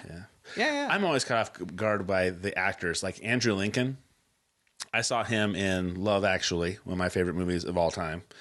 And then you see him in that TV show, and it's just so different. And then you hear him be interviewed, and he's got that thick British accent again. It's like watching who's the Jason in True Blood. He's the young stud in the TV show, and you hear him talk. He's a thick Australian accent. You're like, really? holy shit! Well, it makes me. First of all, I go. First of all, I'm I wasn't like, expecting your that American either. accent is pretty incredible because he plays a hick. Listen, like perfect. Americans don't have accents. Everyone else has accents. Well, my brother who went to play football in Europe said you wouldn't believe the women over there who hear an American accent and like, oh, just like women here who hear Australian accents, like, oh, that's so hot.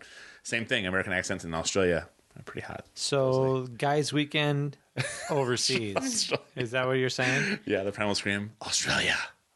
We'll write Down it off. under. We'll do some Primal podcasts. Scream Down Under. Down under. Someday we'll go on a walkabout. Yeah, Is that exactly. Edengi? I'm gonna. I think I'm gonna get Junior the first set of the Dark Tower comics because I made him read those, and I think I might find something for the kids, my little ones. They have probably. I think I want to get him like a series. I want to get him the book that's got like all one arc, as you called it. That would be kind of neat. What's great about the all ages titles? This is one thing I love about all ages titles. You know, when you get if you get Batman, you get Batman issue number 35.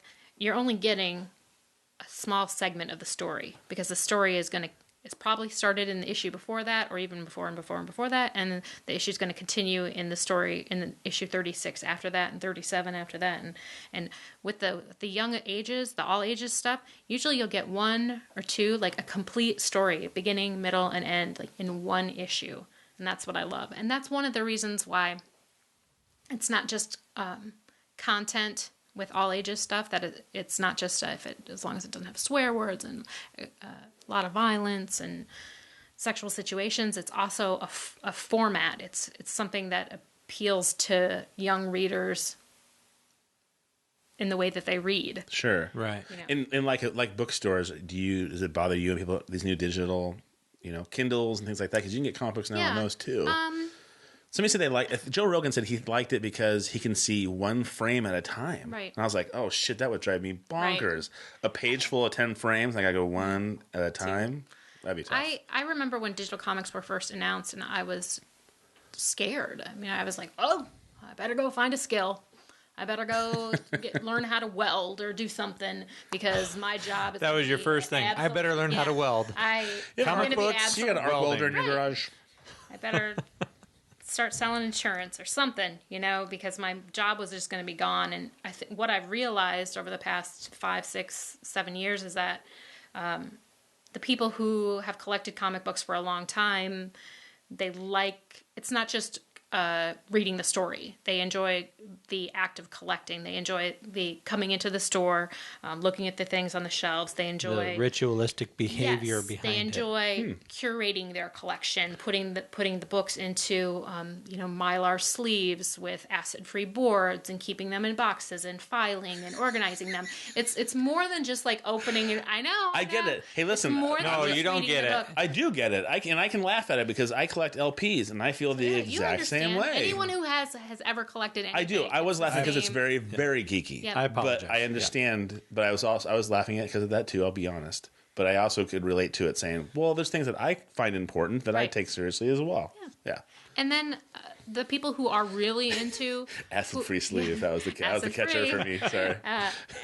the people who might be interested in the digital comics or checking out the digital comics, maybe might get one or two of them for free or might buy one or two of them, but it's leading those people back to the store to get the actual comics or to find things that aren't available digitally. Or it's a lot for me. It's a lot like a Kindle.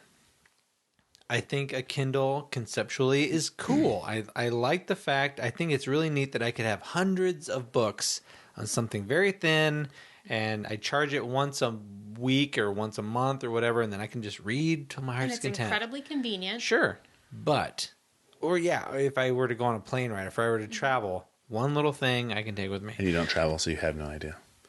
I've traveled before. I've gone on a trip or two. He's been to the Amanas. Exactly. I've watched my wife. Been to Des Moines. I've watched my wife bring her Kindle with her. See? So I can appreciate that. But there is something about physically holding it in your hand. Especially magazines are a huge thing. Yeah, I can get online and look at a company and flip through all the pages online. It's very convenient to order things and shop online. But I love to peruse a magazine. I have a woodworker's magazine. I just go over and over and over and look at There's it. something about that kind of stuff that you can't get digitally. And I don't know if it's just holding or the turning of the pages or the sound or the feel, but there is something that you can't get digitally. And I would have to agree with you only because I totally agree with the magazine thing. Because every time I now buy, I still buy magazines. Popular Science and Popular Mechanics and stuff like that. I don't do the. Well, I mean, there's tree huggers that are like, son of a bitch. Yeah, I do recycle my magazines. Thank you very much. Or I keep stacks of them until my wife goes, "Yeah, it's as tall as you are. Can we get rid of these?" Todd, we need to get rid of these. We need to address. Todd, thank you, sarcastic Todd. We need to address this magazine problem. But I can Exactly what she sounds like. I can relate directly to that. Then it's something about. I mean, a book is big. So I can see about having that on my iPad. Yeah, and there's something about goal setting also. When you're reading, like when I'm reading a big book and I feel like I'm halfway through, I can just visually see that I'm halfway through and that there's so much more to the story that's coming. So that little icon on the bottom of the screen that says you're halfway through it does nothing for me. It does for me. It does nothing. I'm all about books on Kindle and iPad. I am. Now, comic books and magazines, I can totally get it. That makes complete sense to me. I can appreciate all the different mediums. Like I listen to books on audio. I've done the Kindle thing, but I appreciate each one in its own right. But you do carry around the books. I love the physical books. I think there's a place for every medium. I mean, there's a place for books, there's a place for audiobooks, there's a place for the digital versions. There's a customer and there's a consumer for every. When you wonder, are we always going to have this access to this energy source to have these digital books? Because I mean, I have thousands upon thousands of books in my basement that it just took up space. Because Todd has I've moved some of his fucking bins. So I was like, they are. I probably have 15 to 20 bins full of. Yeah. Are you ever going to read this again, Todd? Well, I don't know. I might. I might. I used to have what I called a library. I literally turned the back of my room in my house into walls of books, and that's all it was. And then after a while, I was like, "Well, they're just collecting dust and cobwebs." So I boxed them up, but I still could not. I still can't get rid of them. I'm getting better at getting rid of things. Jeremy's my husband, and he and I used to. You're taken. I am sorry. So sorry. Very taken. So all you men out there who've been listening going, she is so awesome. Oh my God, what kind of cosplay outfits does she wear? She understands my acid-free bag and I understand. He and I collected or had a really, really large CD collection, music collection, over 5,000 CDs, and started like whittling them down and putting them on a couple different external hard drives and getting rid of them. But the process took a long time, and emotionally it took like a long time for me to be able Really? to. Yeah, I mean, it was between the time I stopped actively collecting and buying CDs, even though I do still buy some every once in a while, but it's very, very rare. And I forgot for a second that you actually could still buy CDs. I know, right? Yeah. and then between that time and the time that I was like able to be okay with just having everything digitally and not having the physical objects anymore. I mean, it was a decade probably, you know, it just took that long for me to be able to be okay with like releasing myself from the chains of jewel cases and all that. All right, I need funny. you to lock eyes with me at this point. This is the point in the show. This show, anyway, it's not like a habitual thing, but this is the point in this show where I'm going to ask you some questions. Okay. Can I ask her something really quick first? Yes. Before, because I'm sure what he has is very deep. Not really that deep. The CD thing, because I'm totally with you. Because he and I were one of those guys who I need to preface it we though by burnt saying, CDs, we Okay. shared CDs, we collected That- CDs. out of high school, I worked at an independent record store for 5 years. And when I left that store, I left to go work at a comic book store where Jeremy worked. And my role in that comic book store was to start a record department, music department in that store. And that job only lasted about 6 months. And so when I first opened Alter Ego, it wasn't just comics. It was half comics, half music. Really? So a lot of my collecting of the music was promos, and you know, I got tons and tons and tons of stuff cool. free. So it wasn't. It came from a different place than just like Sure. me going out and buying. Like, Now, did Jeremy own Alter Ego when you started working there then? no, Okay. So we both worked at this place. It's not around anymore. It's a place called M&M. He worked at M&M. M&M wanted to move into a larger location, and they wanted to be comics and music. And so I left my job at the music store, which was it was going poorly there. And so I was happy to leave it. And I started working for M&M. The guy that ran M&M was not a great guy to work for. And he let Jeremy go maybe after a couple of months of me working there. Jeremy had been there for years, several years. And then I only lasted a total of 6 months. So only a few months after Jeremy got laid off, but really fired. Sure. And that same day, I just knew that I knew how to do it, to have my own store, and I knew what I wanted, and I knew I didn't want to do it anybody else's way. So I was like, well, I got fired, so I guess I'm opening my own store. And the shop that was Alter Ego back in the day used to be, I keep thinking it was the pawn shop, but that's next door. Correct. It was a go-kart. Nope, that's next. That's on the other side. Oh, dang It it. used to be. It was vacant for a year before I leased it, and it was an exotic bird store. And then before that, it was a mailing service place that did bulk mailing. Okay. So there was a garage door in there that the mail cart would come in and out. And then years and years and years ago, maybe I don't even remember this. I was only told this by my dad. It was a drive-through liquor store too. So that's we need one of those the again. history of it. I like Drive-through that. liquor store. There's Yeah. a BP on First Avenue in Cedar Rapids that you can drive up. There's a drive up window, Very nice. and they'll go around Very and get your beer convenient. for you. But so that's how that came about. okay. Now, have you heard of Pono? It's Neil Young's iPod. To give it an example. Yeah.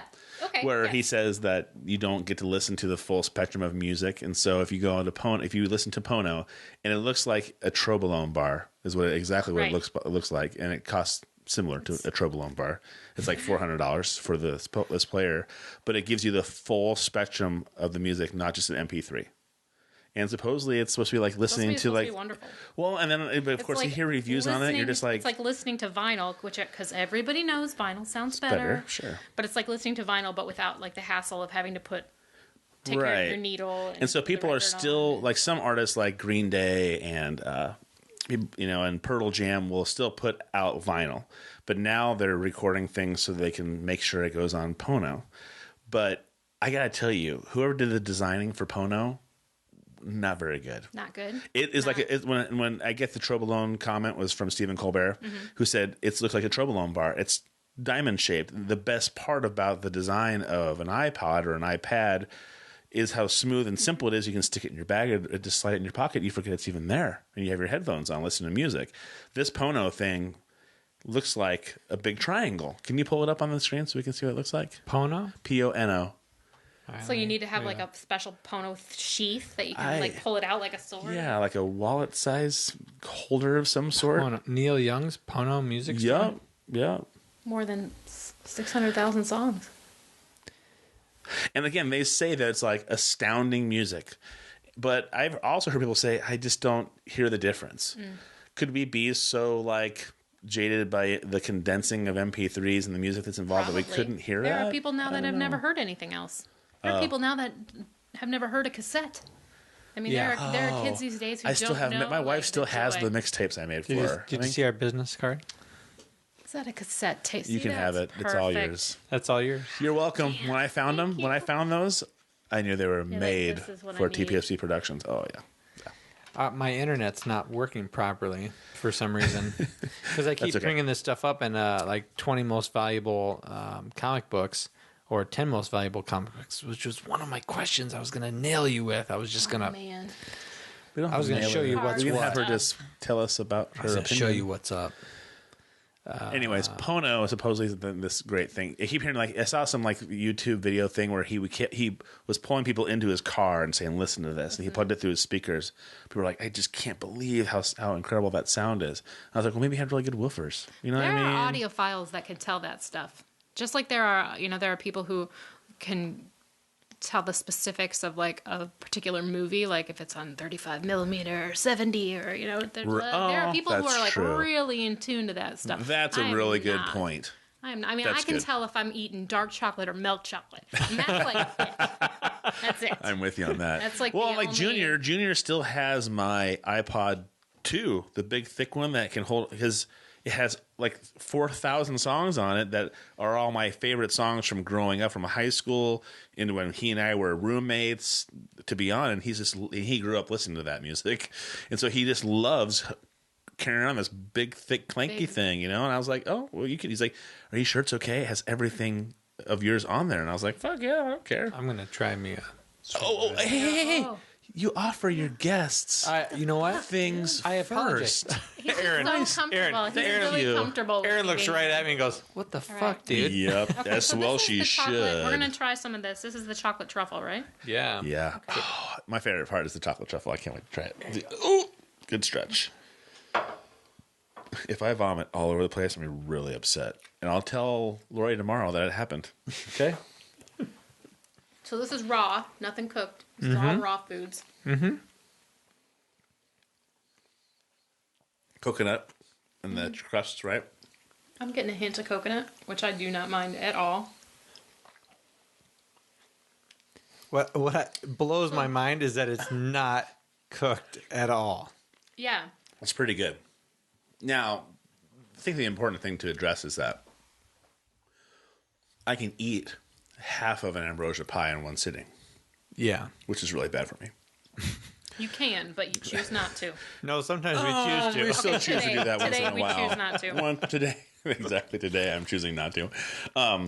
That I might be able to handle one of those round circles by itself, It's rich. and then I'll be done. It's is really really rich. It's a little earthy. It's earthy, but that's really good. I'm not saying that I didn't use earthy in it. Right. But when It's nutty. It's earthy nutty. But if you think of this, like if you're really fucking craving something sweet, Which I do often. right? too. And you're thinking, okay, is there anything that could be really sweet but Somewhat decent? good for me. Decent? What's the most decent thing for me? Oh, how about something that's unbaked, unprocessed, completely organic, and it has all the micronutrients and things like that that's good for your stomach. Do you want to try a slice of the one? Okay. Yeah. I'll try it. We might as well, right? Why not? I'm Okay, this is killing a little mine. harder I don't know about you Okay. guys. Take This yours is the and then lemon hand me with lemon with a raspberry ribbon, right? Yep. I don't want the little knob. Give that to you. Thanks. You're okay. You like a good knob. It's good. It's like a swollen clit. Give it to me. I want it. It's like Rule number 2, never make Todd laugh while he's eating. That's rule number 2. Raspberry ribbon coming out the nose. Erin was fine with it. Erin was like, "Oh, swollen clit, big deal, big, bada Happens bing." to all the best of us. Right, Really. all the time. I should hope. That's some like fresh lemon flavor. Bright lemon flavor. Yeah, I like that. That's very nice. Very good job. Bright. Bright. Damn, those are really good. I'll tell you what, I'm glad we ate them in that order. Because that chocolate was like heavy and that this was like a palate cleanser. Yeah, the back of my tongue is ringing. I'm going to say I like the chocolate better. Yeah. But that was pretty good. Actually, that's probably my favorite. I'd go with that. What's that thing? The peanut? The swollen clit? Yeah. Is it a bit of... Is it salty? It was a peanut. It was a peanut. Yeah. Okay. How disappointing. Yeah. It was only a peanut. That was delicious. That was perfect. Does it go good with beer? Wait, tell me again. What's the name of that again? I know I already asked. Sweet Raw Joy. Sweet Raw Joy. And you can get it at all of the Hy-Vees in the area. In the health market. Yeah. We're very lucky to have that great Hy-Vee. Hy-Vee has done a great job of having that health food section, for sure. But you know what pisses me off? Oh, here we go. Maybe this is It is your turn. You haven't talked Yeah, about you it. haven't talked. So That's okay. I don't really have anything. I'm pretty laid back, but I don't like it. Like I go to like Hy-Vee. I used to do like I call it flash shopping. I do some things at Hy-Vee, some things at Target, those kind of things. I hate Walmart, so I refuse to shop there. I've never shopped there in like 5 years. I bought like my kids like a certain kind of frozen pizza. My wife and I try not to eat that stuff. So they're like $4.99 at Hy-Vee.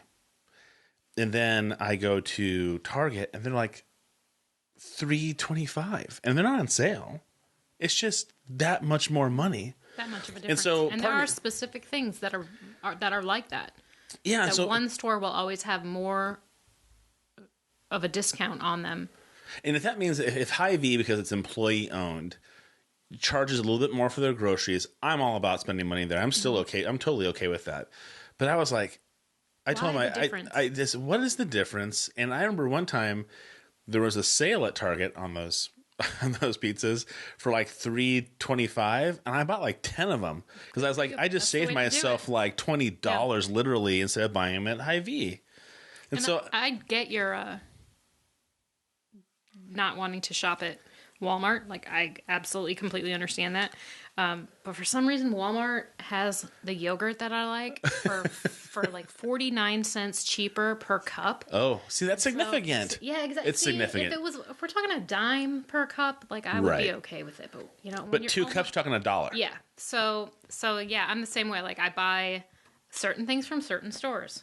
Right. I get my yogurt at Walmart. I get almost everything else from Hy-Vee. We used to buy, like, when we did a lot of grilling out, we would get a lot of our meat from Fairway, from the... The new Fairway is going to open up on First Avenue. Every time I drive by, I'm like, oh, please open soon. Yes. I love their I meat do like department. Fairway. Their meat department's fantastic. It is. Can't be. Well, we've been buying. My wife and I have really done a good job, for the most part, besides my beer consumption and some sugar. We do a lot of buffalo now. There's a farm. So where do you buy it from? Center Point, Urbana. I'm sorry, that's not correct. On Center Point Road is a place called Running Buffalo Ranch. Okay. And they're all grass raised. He slaughters them there himself, takes them That to sounds the delicious. locker, and oh my God, we had buffalo tacos tonight. My kids love them. Oh my goodness. I had steak for the first time, buffalo steak for the first time. Fantastic. And I thought it was going to be like venison where it's super dry. You got to mix it with things. I don't even add, you know how when you brown ground beef and you add taco seasoning to it, you have to put a cup of water for a cup of, or whatever seasoning packet, right? I use my mother-in-law's old recipe for seasoning, but with buffalo, you don't have to add water because whatever, it must be fat that's liquefied in there is enough that you just add seasoning to it. You don't have to add any water. It's the best. And it's better for you than chicken and turkey. It's amazing. And this guy's a local farmer, so I like giving him my money. Yeah. We've been talking about Hy-Vee and stuff, so you didn't miss very much, buddy. No, I heard it. I heard everything you're talking Hey, Erin, how long have you been at CrossFit?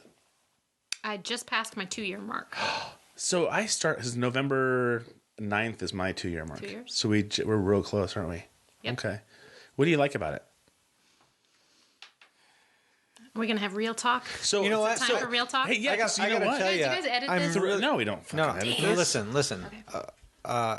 I will fully admit I don't have the intestinal fortitude, as my drill sergeant would say, to actively go Dude, that's as not often as I can. You are on the other side. You live on the other side of town. I don't have that. He lives on the other side of town. You get a loved pass. it when you were there for 3 months. You loved it, and you would I stay don't- if you I had did. the I opportunity. really did like if you had it. the opportunity, you would totally be there. I really did like it. I thought the coaches were amazing. I loved the atmosphere. I loved walking out of there going, oh man, I would not have kicked my own ass like that.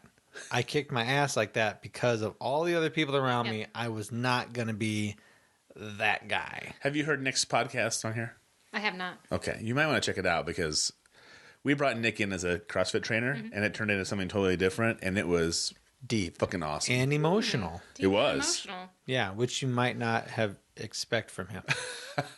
Nick is slowly, as time goes on, just he's not quite as what you would assume as being like totally crazy intense. I think he's doing No. he's doing a job.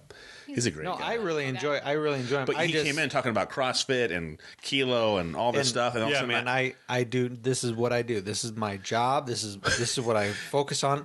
We You want to heard talk him- about current events? I'll sit here quietly because I have he's like, no I'm going to idea sit here about and shut the anything fuck else. up because I don't know what you're going to talk about. We're like, why? Because I'm at the gym all the time. I don't do anything else. I was like, okay. And so, but later on in the conversation, we started talking about PTSD.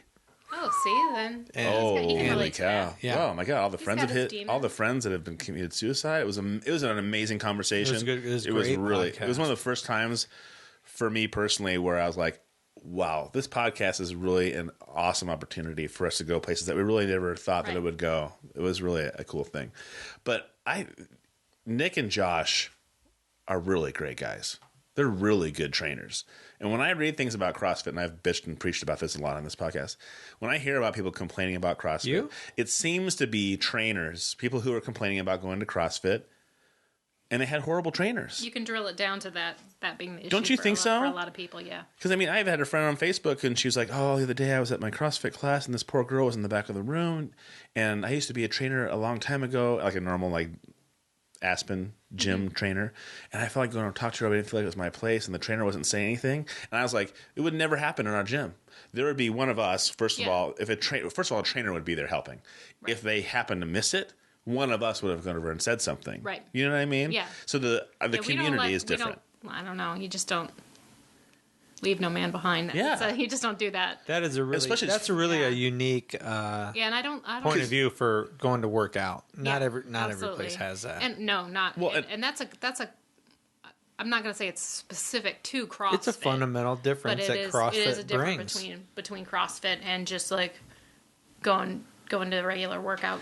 Likewise, Fitness class. there's a complete. People pay to challenge themselves. You know, people go and do the Tough Mudder, which we've done, or we've done the 5K The Warrior's Dash. Warrior Dash.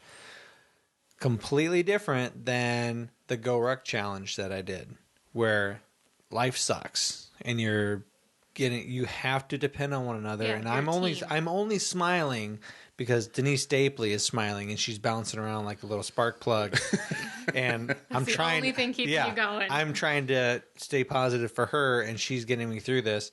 And there is that camaraderie, that being dragged through the suck, Mm-hmm. being dragged through as a group through something that's so grueling that it creates that family bond. Yeah. That nothing else does. And it's not just CrossFit. Like my 6 a.m. crew, they're like a little family. You know, there's always one person who's late every single morning. She's always Who's the 5 late minutes one? late. I'm Who's like, you the know what late I one? was like, I wanna you know know. what I do? I said, I set my watch. I can tell you off air. I set my watch 5 minutes early. And so she started doing that, and she started showing up And it on time. worked. I'm like, hey, this is 2 days in a row. You're freaking me out. She goes, I set my clock 5 minutes early. I'm like, I'm telling you, it Nice. works. It That's gives you great. that edge. Because we'd be all standing around the whiteboard talking about the workout, and she'd walk in every day, same time, That's walk so in. funny.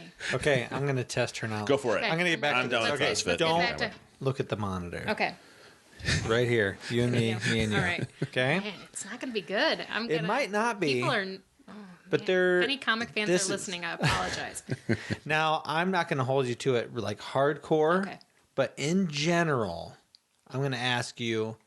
I'm going to give you an issue. Mm-hmm. And you can tell me, in general, roundabouts, where would it fall price-wise? Okay. Do you think you can And handle we're that? going to talk about... Which would you and- rather, that or tell me your top 10 most expensive comics that you think you could hit? I couldn't do that. Okay, so we'll go with price. But we're talking about things that are in like pretty good condition, not like Well, near mint condition. Yeah, okay. we're Okay. this is strictly top 10 most valuable most comics. valuable He's not comics. going to give you Okay. anything at all. I'm not going to give you anything. Okay, I'm ready. Okay, here's the title. This is number 10. Okay. Fantastic Four. Issue number... 1. Oh, boy. Now, not all... what's in issue surprising number is one. not... No. What's really they're not gonna all surprising be is that... number ones, right? Yeah, there's different issues, like issue Yeah, 17. and that's- Because of Why is that popularity, just popularity so of fucking it. expensive? Some of it's going to be the first appearance of a certain character. Oh, inside that Yeah. comic. Oh, or gotcha. or specifically something in that something storyline happened. rang a bell, or it was for auction at one point, and some really rich, amazing Somebody had to have it. doucher was like, "I'll pay $5 million." I mean, whatever, you know. Fantastic Four number 1. Rough. This is what I'm going to do. I'm going to Okay. give you a. I'm going to give you a $20. No, I'm going to give you a $50,000 Okay. up or down. Jesus, I guess. Okay. Yeah. Because I'm thinking that was. Oh man, I would say, And they're like, only going to go good- up from here. I would say in really good condition that's 82,000. I just guessed what is Was it? 280,000. Oh, you're only off by 200? Only Yeah, off it with some was shit. actually She forgot the 279,000. She only forgot What the is two. it about? It was created in response to DC's success with the Justice League of America. Marvel's own superhero team introduced a new Human Torch, Mr. Fantastic and the Invisible Woman, and the Monstrous Thing. Stan Lee and Jack Kirby were the creators. 279,000. All those characters were introduced in that issue? Well, Yeah. no wonder then. It's like, Yeah. how many characters? Holy Okay, cow. are you ready for that? Yeah. That was number 10. Okay, We're only so going up I from gotta here. remember these are all going to be more than $279,000. Yeah, that's my giveaway for you. Okay. Now, I've never heard of this comic before. Okay.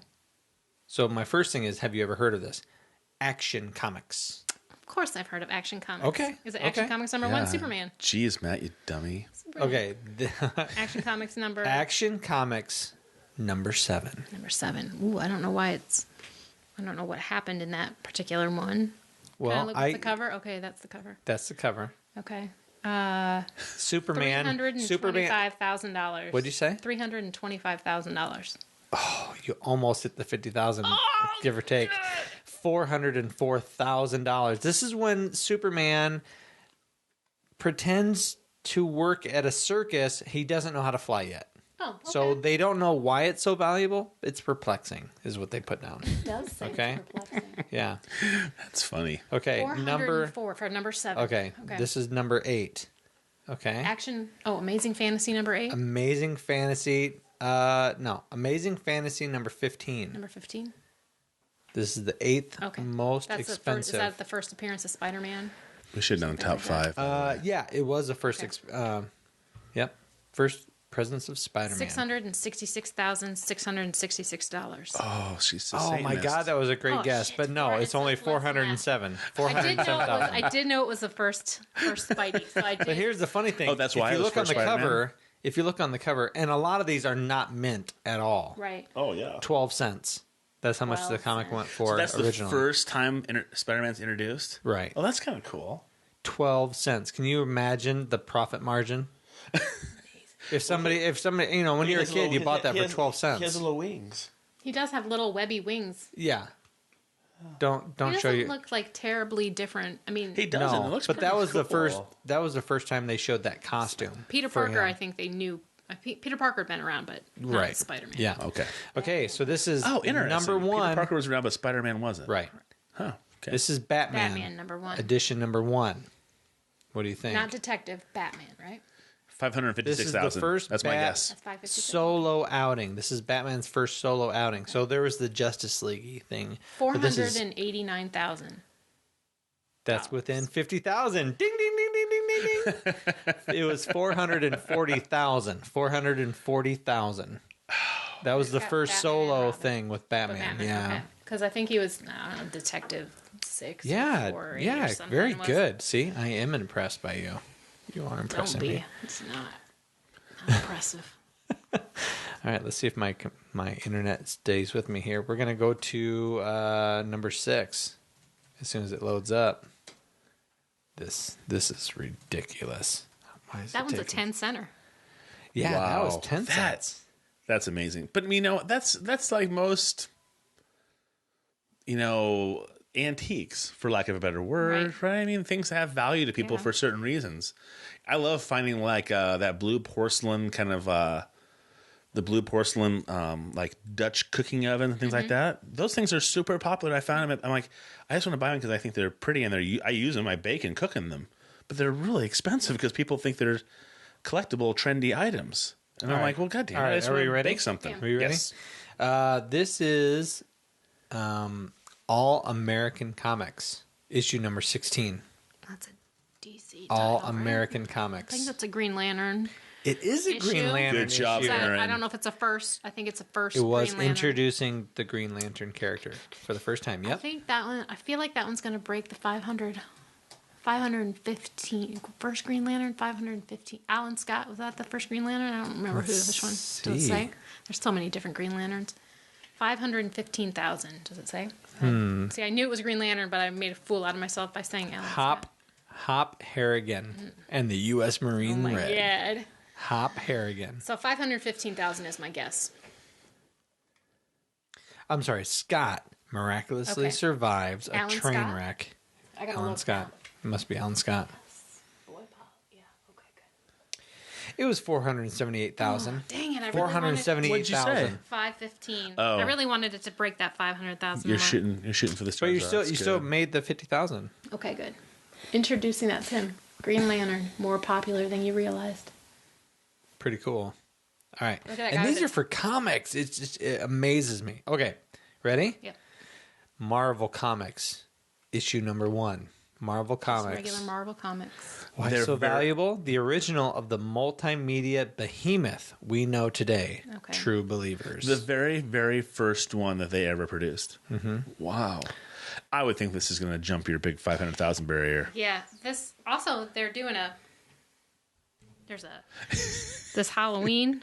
There's Yeah. this special Halloween comics fest that they're doing, and some of the companies made special comics for this for you retailers to give away, and this is one of them for this year. It's like a reprinting Really? of this. Yeah. Oh, cool. Holy shit. Okay, let's go. I'm gonna go again with the 515,000. I'm gonna do 1.2. Now listen, mil? you're way the fuck off. You can. But you're within 50,000. It's 499,000. 499,000. Okay. Okay? Who is that on the cover? I don't even know who. Flame on. Human Only not. Torch. The Human Torch that makes his debut here isn't the one from the it's a Fantastic different Four. one. And it isn't even human. He's an android. Nevertheless, this is where Marvel begins. Published at the point by Timely Publications. Okay. All right. Next question. Next comic. This is number 4. So we're getting down there, okay? Shucks. Now this is another one I had never This is seen before. detective. It's a detective comics, and it was published March of 1937. Is it issue number? Does it have an 1937. issue number on it? 1. To see Detective Comics number 1 is expensive, but it didn't have Batman in it because he wasn't introduced until a little tiny bit later. You're definitely showing your props and your chops. The Phantom of cover. Disguise, Oh my God. Cosmo. Eagle Eye. I'm just throwing out some different. We're going to go with 545. 1.2. Whoa! Oh, I was close. 535. Close on that one. 535. Wow. 535,000 for a 10-cent For a comic 10-cent comic. With I published in don't even know who 1937. any of those people are. No. I saw that and I went, what the fuck? And then you're like, detective, it doesn't have Batman. But yeah, he didn't come. I don't know. Brand new action-packed stories in color. It says not significant stories, just because it was an issue number 1. Okay, this is Number 3. Okay. Okay? Number 3. Superman, edition 1. Okay. This isn't Superman. This isn't Action Comics, because that one is more expensive. It's the first solo comic for the Superman. Man of Steel. Okay. It's 64 pages of action, all in full color. What do you think? $5.90. This is where you fall away. Damn it. What do you got, Todd? You got a guess? No. I'm out of the loop. 700. I'm over here just typing. I'm multitasking while you guys talk about this shit. 715. This is where they really start Wow. to jump. Okay, $715,000. Now it is, and it's all reprinted material. It wasn't even original material. It's all just reprinted. Now this is number 2, Detective Comics. That's the one. Issue Isn't it number 27. First issue, first Batman. Yeah, this is Okay. number 2 now. It jumps up significantly. Detective number 27. Classic issue, first Batman. Fu Manchu, the Crimson Avenger, hard-boiled detective Slam Bradley. Bradley? Let's go Bradley. with, Bradley. Oh, and Robin shows up. 902. Oh, wow. That is It's crazy. absolutely astounding. $2.57 million. Wow. Todd, are you still in this conversation? Nope. 2.57. $2.5 million. Yes. Now, That's it. Batman Begins. I'm trying to think of which comic book I read about that was found in the walls That's of gonna an be, old I think, probably an farmhouse, and it action. was being used for insulation. That's probably. Well, when you're cold and you have a 10-cent comic, what are you going to do? Right, but it was... I'm just saying, somebody found it in the walls of their house, and they're like, hey, how much is this worth? And that was that an Action Comics that was that one? I thought it was an Action Comics, which I thought that was. think it's going to be the number 1. Action Comics number That's 1. That's like over 500 or 5 million, isn't it? No, it's not over What- 5 okay. million. Let me think about what it was. The other one was 2.5, 3.2. What do you? This is the last one. Give a guess. $1. You're such a jackass. This is the classic one with Superman. He's holding up the green car. Yeah, he's holding the green card. 2.89 million. 2.89 million. Wow. Almost 3 million. Probably no more than 100 Sticky copies left. Mitt Stimson. That's a hell of a name right there. How would you like to be the bad guy? I'm Sticky Mitt We Stimson. never Sticky see it. Mitt. We never see that kind of stuff come into the store. People never bring like.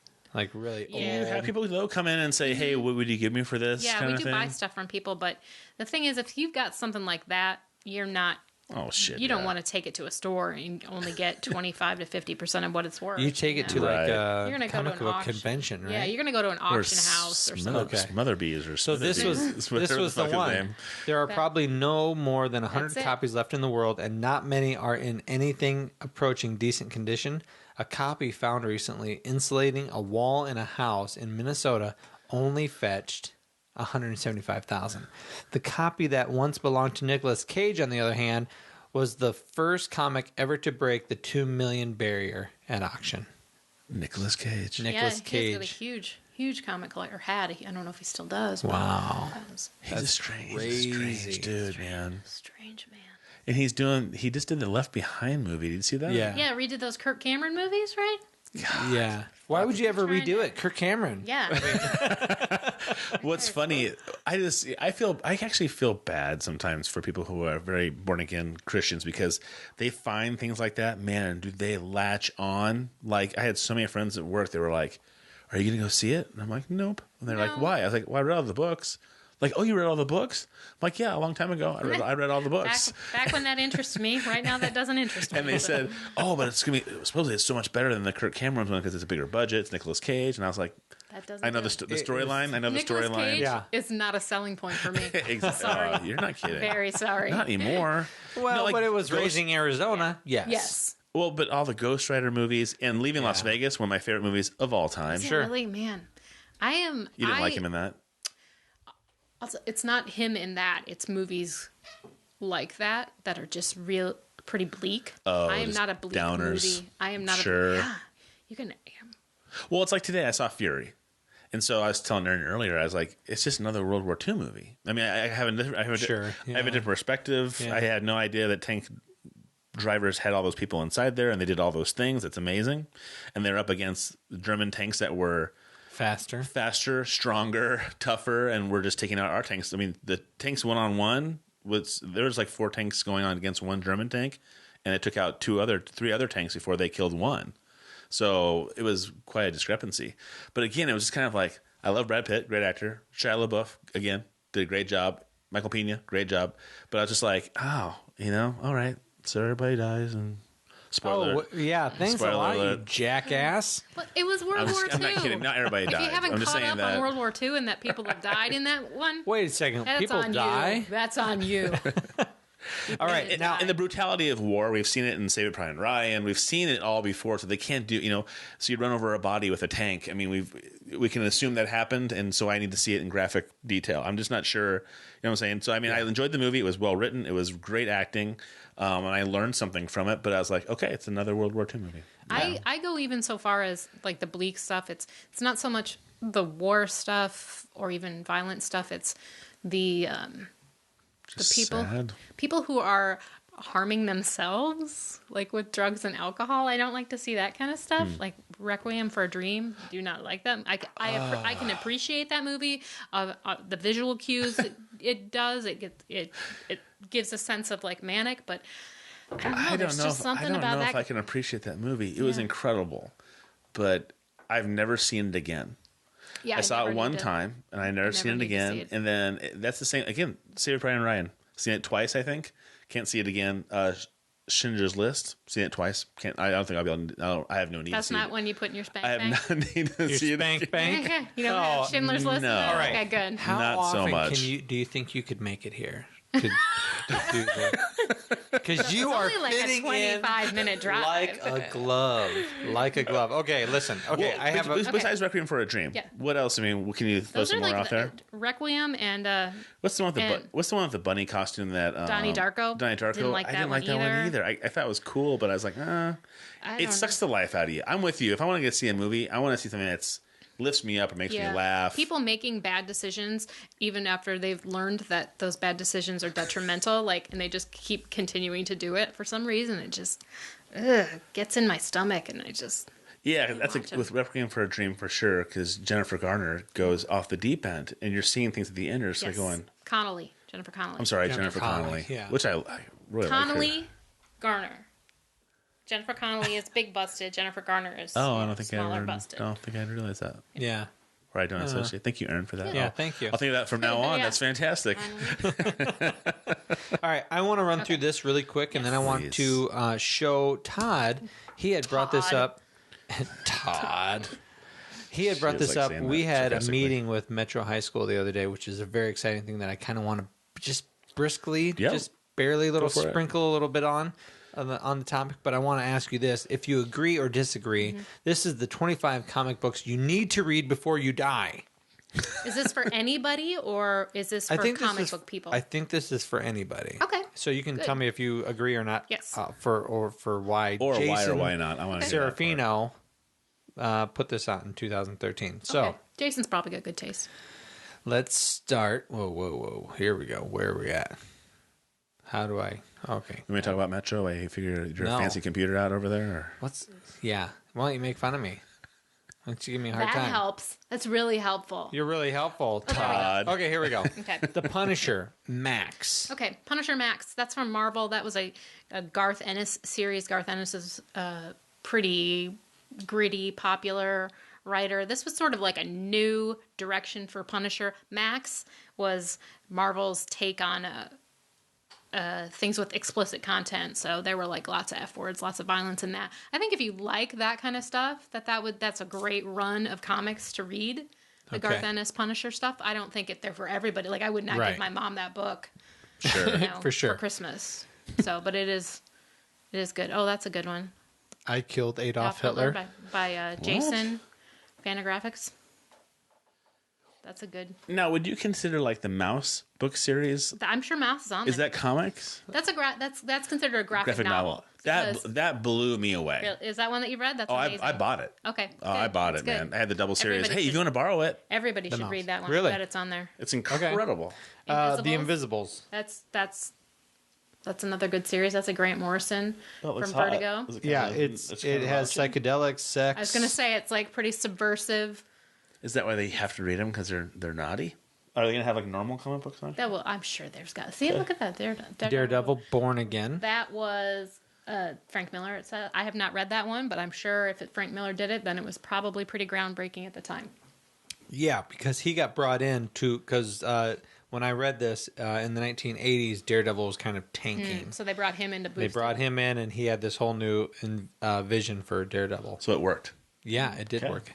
Fables. That's a good one. That's a great series. It's up to issue I think 140 into the 140s. It's basically takes the fairy tale world, any fairy tale that you can think of, any fable, and it puts it into sort of like a bit of a New York City kind of. It's called Fable Town, but it's kind of a New York City, but it's all folklore. Have you very read all smart. of these? No. Okay, you just know a lot about them. Okay. I have read this one, Why the Last Man.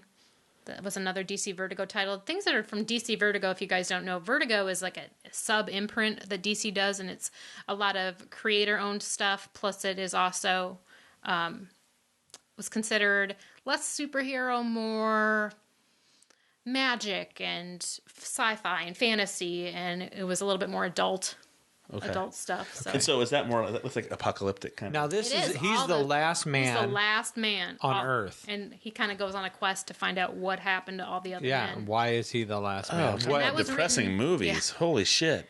That was written it good? by Brian K. Vaughan, who he's done television work too. Yep. I think he worked on the Lost series.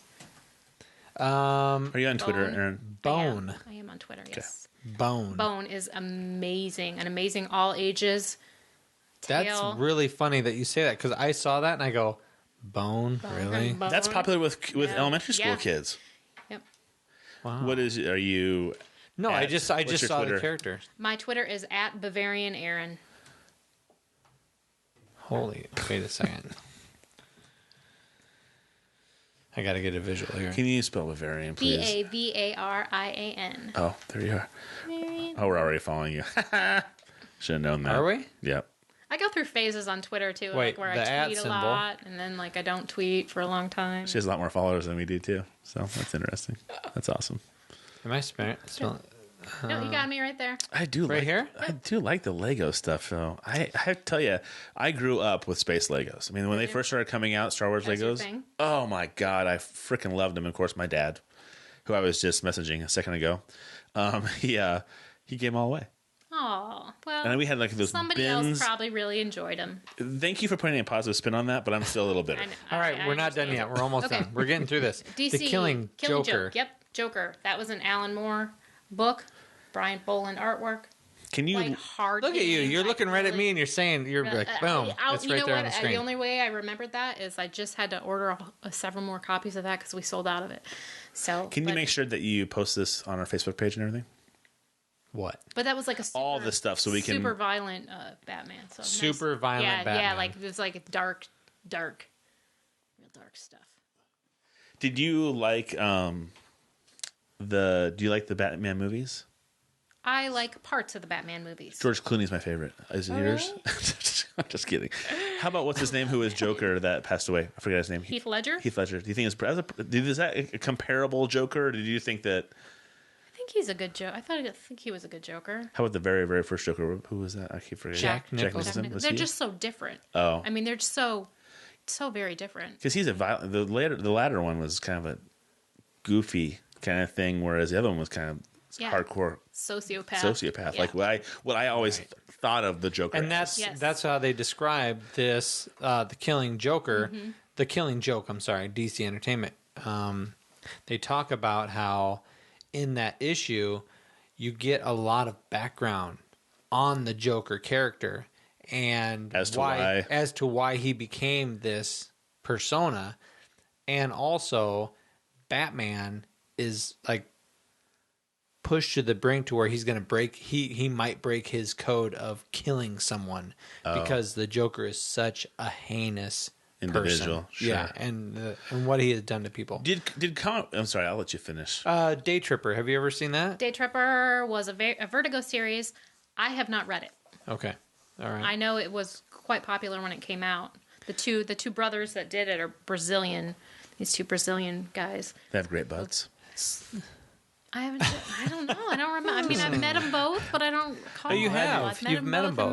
No Comicon. squeezes. All right. Sin City, Dark Horse. That's a good one. That's Frank Miller's creator-owned series. Another movie's coming out soon. Yes. The second one has come out. I love the first one. The second one already came out. Yes. Oh, it and did? I'll tell you what, it's real. Yes, it did. Oh, wow. It's really interesting if you look at the books and you watch the movies, the translation from book, and there are scenes right from the movie that are taken right from the book, and it looks exactly like the panel. Oh, that's neat. Just the way it was done. happened, Good for him. That happened So really crazy. well with what was the graphic novel that turned into a movie before? Oh, with the guy with the glowing the blue guy.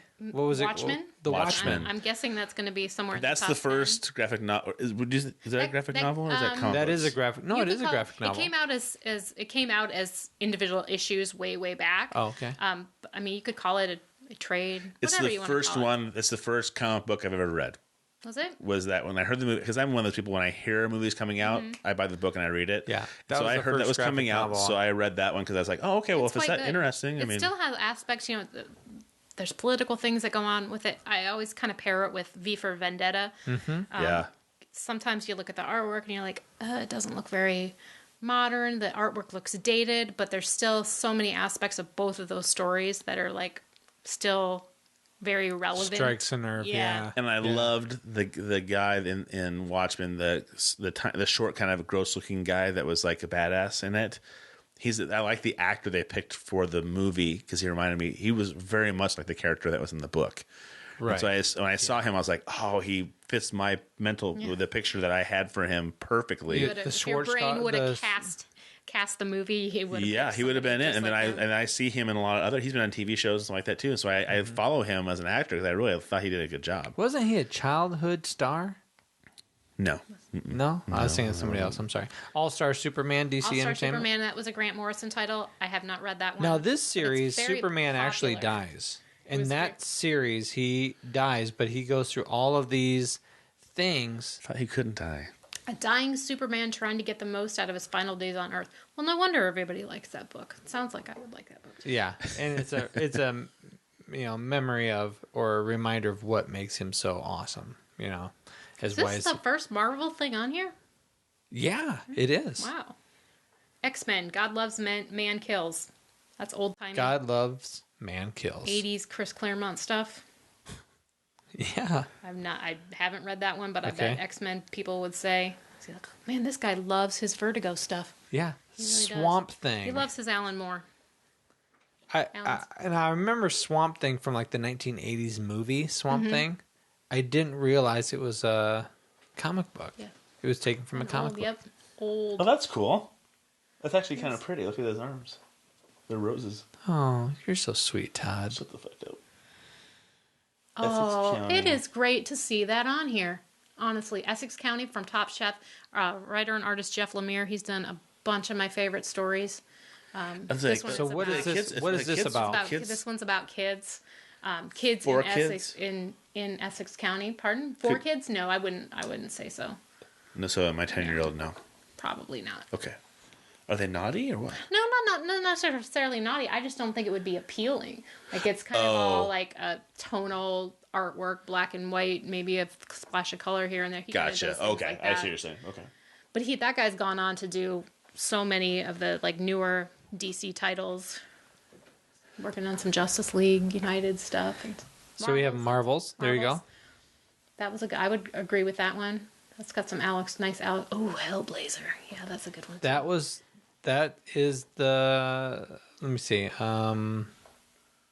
He He's that's one of the ones I've read, or I had read. One of the first ones I had read. Constantine, right? Yes. That's like the movie Constantine. That's what it's based off of. And the TV show that's coming out. Well, and he looks like the character from the TV show. Yes. Whereas, what's his face didn't. But because I only know the Keanu Reeves. Reeves. But I'll tell you what, even though he didn't look like John I thought that Constantine, movie did a pretty good job, right? awesome. Yeah, it's still I thought a it was really a great good movie. I Yeah. loved that It's movie. And overlooked. Junior loves that movie too. Sometimes overlooked. I like this one, American Splendor. Another Day. That's any Harvey Pekar stuff. He did, it was mostly autobiographical stuff of his life in Cleveland. I don't know if I have time have for you all ever- these. This is tough. Well, we're in general, if you're listening to this or watching this, these are just, you go to. You can go to any comic book store.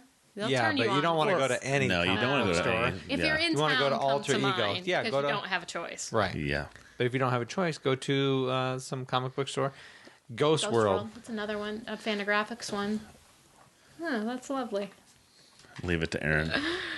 Cup in the Boobs. Here we go.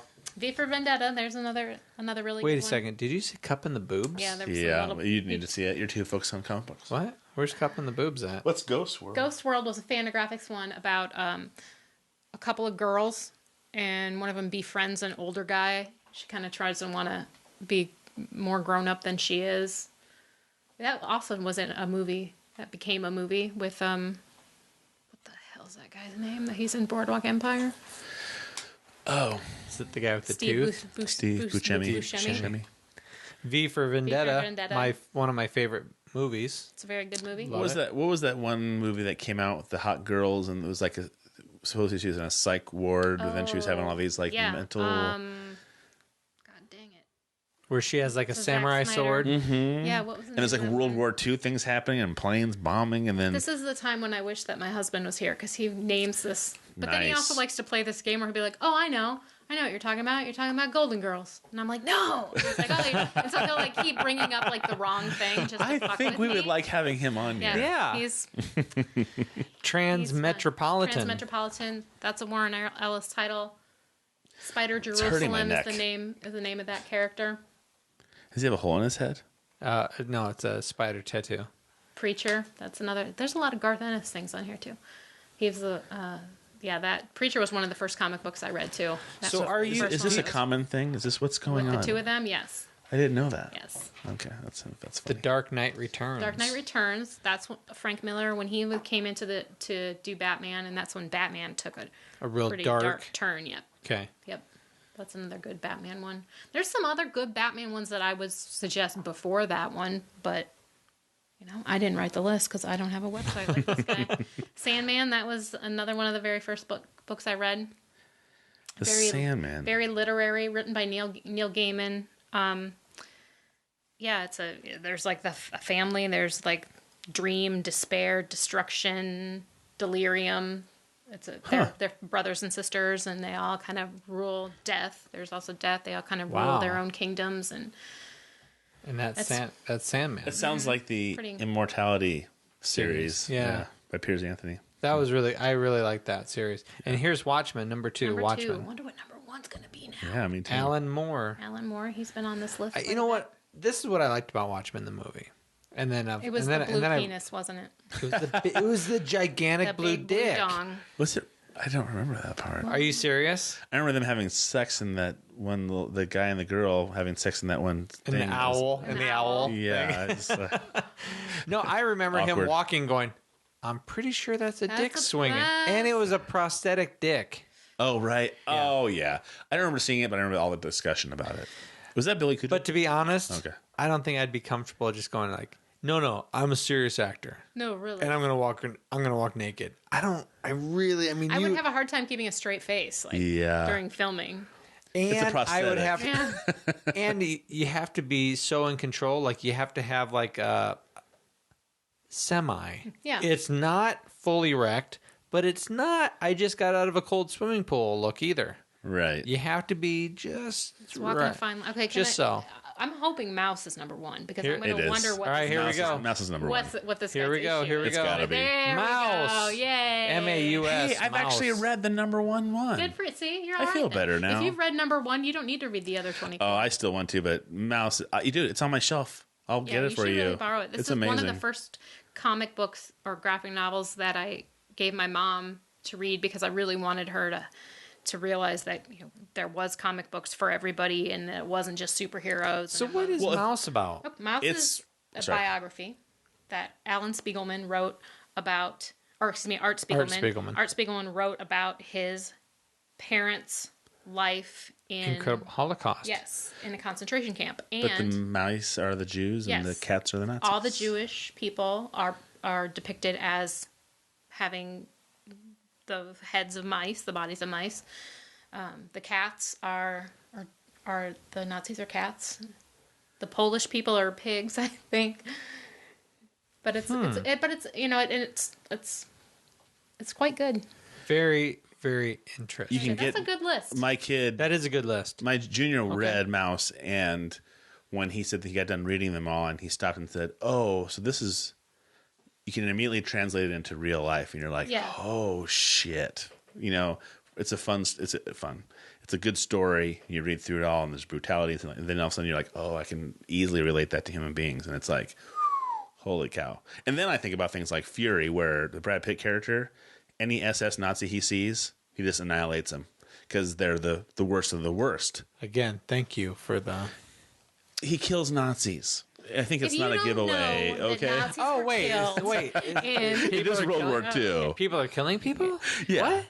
But that's one of the things is that when he finds Nazis or SS soldiers in particular, he loses his shit. Done for. Yeah. Okay. So yeah, I'm good with that list. You're down with that list? Yeah. I mean, there are a few other I tend to recommend Batman Long Halloween, Batman Dark Victory to people. I mean, there are a few other things on, but all in all. That guy's pretty good. All right, we're going to move away from comic books here for a second. But I do want to say this. Books, so. If I'm so happy we're done with that. But this is what I would like to say about this topic in general. If you were to wonder, this is what I like about your store or about the service that you could provide somebody. I could walk in with my kids. And because of your knowledge base and your background and your interest in this medium, you can really help guide a young person into, so what would you like? Oh, I think this would be appropriate. I would try. That would not be appropriate. Yeah, that's my goal. That's what I want people to be able to do. I want people to be able to come in and I can, unless they already have something in mind, I can find a book that would interest them. Really tailor. That's what I try. Something. But That's I awesome. have to be very honest that my comic book knowledge doesn't go very deep. I know some things, but not compared to some of my customers. One of my good friends and customers, Sean, can tell you what happens in. I can name an issue number of X-Men. He could tell me what happens in that particular issue number, and this is from 2 decades ago. Wow. And to my husband is the same way to some extent. I don't read very many comic books anymore. I read some, or I kind of wait until things are collected, and then I'll read a paperback or a hardcover. But reading single issues, it doesn't happen very often. I don't have 8 hours in a day where I can just sit. A lot of people are like, I'd love to work at a comic book store so I can read comics all day, and I never have time to read comic books when I'm actually at work. I take some home and read them, but not at work. It's assuming anybody when they're at their job. Oh, you get to just do that all day? Oh, you bake? Oh, with food you get to eat, that'd be so great. Yeah, that's not. No, not at all. I worked at Starbucks, and everyone's like, "Oh, you work at Starbucks? That's the greatest." And I was like, I really enjoyed it, but you know what? I don't smell coffee anymore. I walk into a coffee shop and I don't smell coffee because I'm inundated with coffee. I'm surrounded by comic books all day long. I want to go home and watch TV. I don't want to watch. Right, and I work at a porn shop, so when I come home, You're so dumb. But so I have to rely on my customers a lot. Like if a customer asks me a question, I'll have to I have to look it up, or if I think that someone in the store, one of my customers will know the answer, I'll be like, Sean, can you tell me what this is? Do you know this? But comics aren't for just for kids anymore. No, I mean, no, you have holy cow! I would imagine most of your store is for everybody. Something's going to interest somebody. Yes. And you can point them in the right direction. I think that's awesome. That's my goal. That's awesome. So we will tell you how to get into contact with Erin and to go to her place a little bit later. But I wanted to bring this up for Todd because I found this stuff. You had brought this up yesterday. We had a meeting with Metro High School. And Todd and I are going to try and help them. We're going to help mentor students. Very nice. Yeah, so we had a great sit down. I have a relationship with a lot of teachers there, but I mean, because I know some of them, and when we first started doing the podcast, we were just gonna be enjoying hanging out together and meeting wonderful people like yourself. When it became the production company side, things that got much bigger than just us.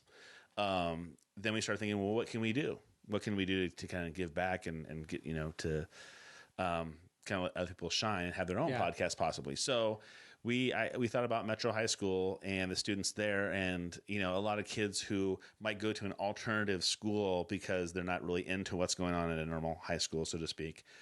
They tend to be, I think they tend to be a little more hands-on, kinetic learners, into music and stuff like that. So I thought, I wonder if they would be down to do a podcast. Matt got an opportunity to meet Shannon Ellis, who is a teacher at Metro. They touched base. I got in touch with Shannon because I am the PR / Yeah, you're the person. I'm the person.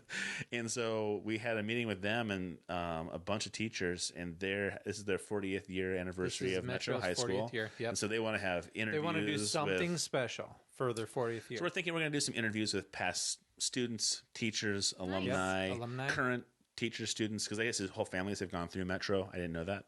There's teachers who are there that went through Metro when they were kids. Yeah. So it's going to be, I'm very excited. Student-driven and curriculum driven. Yeah. That's so it's going to be like an elective type class. Very nice. And the coolest part, can I tell you the coolest part? Go ahead. Is they asked Matt in particular, because I'm not the tech guru. We have all this stuff. We have tons of stuff. We just don't know how to apply it. Yeah, that's what they said. So that's what they said. We have all this equipment. We don't know how to he, just gets sparkly eyed because he loves equipment.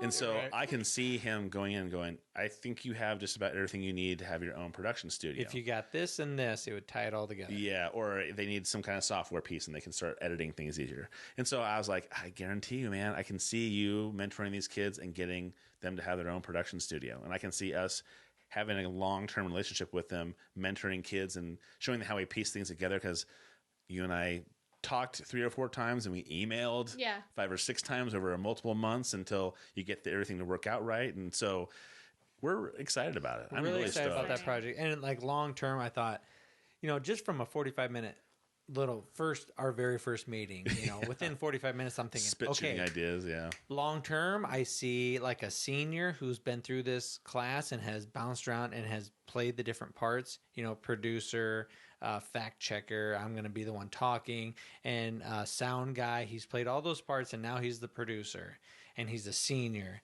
And all week long, you work on your show, which is going to be filmed on Thursday, and you render it and you put it out on Friday, show it to your teacher. The teacher approves it. And at the end of the semester, your teacher can say, okay, this was your very first show. And this is your very last show. Can you and see this is the growth that you've had. And I think being able to show kids that you don't have, there aren't just these, you don't have to just settle for, I have to be a manager, or I have to be an accountant, or I have to be a doctor or a lawyer, or I'm not going to be successful, or I have to work in a factory. There's these other outlets that if you're creative enough, and if somebody gives you that opportunity to light that flame and to say, you can do this. And you might find some of them are really good at certain things. I know. That's the first thing he said. He goes, I guarantee you I learn more from them than I teach them. That's his first thing he said. For sure. Yeah. So that's a very exciting kind of turn for things. Mm-hmm. Yeah, I mean, it got me really stoked. I mean, they'll be lucky to have you guys. One of the things that Todd brought up, I found this article. You had brought up cold fusion, and here it is. Lockheed Martin claimed they will have nuclear fusion reactors that fit on a truck within a decade. The fucking crazy thing is, I keep talking about this, is the article was not about how incredible this thing is going to be. It was that it'll put the solar industry out of business, the wind turbine industry out of business, all these things that we're trying. Yeah, but I mean, we're thinking of alternative, less impact on the environment kind of technologies. They're all going to be done. It'll just be done. Right. And so, I mean, I was like surprised that they were talking about that kind of stupid shit and not saying this will fundamentally change the way human beings function on the planet. I mean, how a it could lot of people happen. feel we go to war for energy sources. Right. So if everybody has an energy source everybody can power a machine to create clean water, and now all of a sudden you have places in Africa that can now have clean water. Right. You know, They can run a pump on a well and get clean water for no cost almost at all. right. We also talked about the 3D printer. When we showed up, Shannon had a 3D printed skull. And For Halloween. And I had said, We were both just like, here's a guy in Minnesota who did a 3D printed castle, Holy buckets. which is right behind you there. Now, that 3D printed castle is not...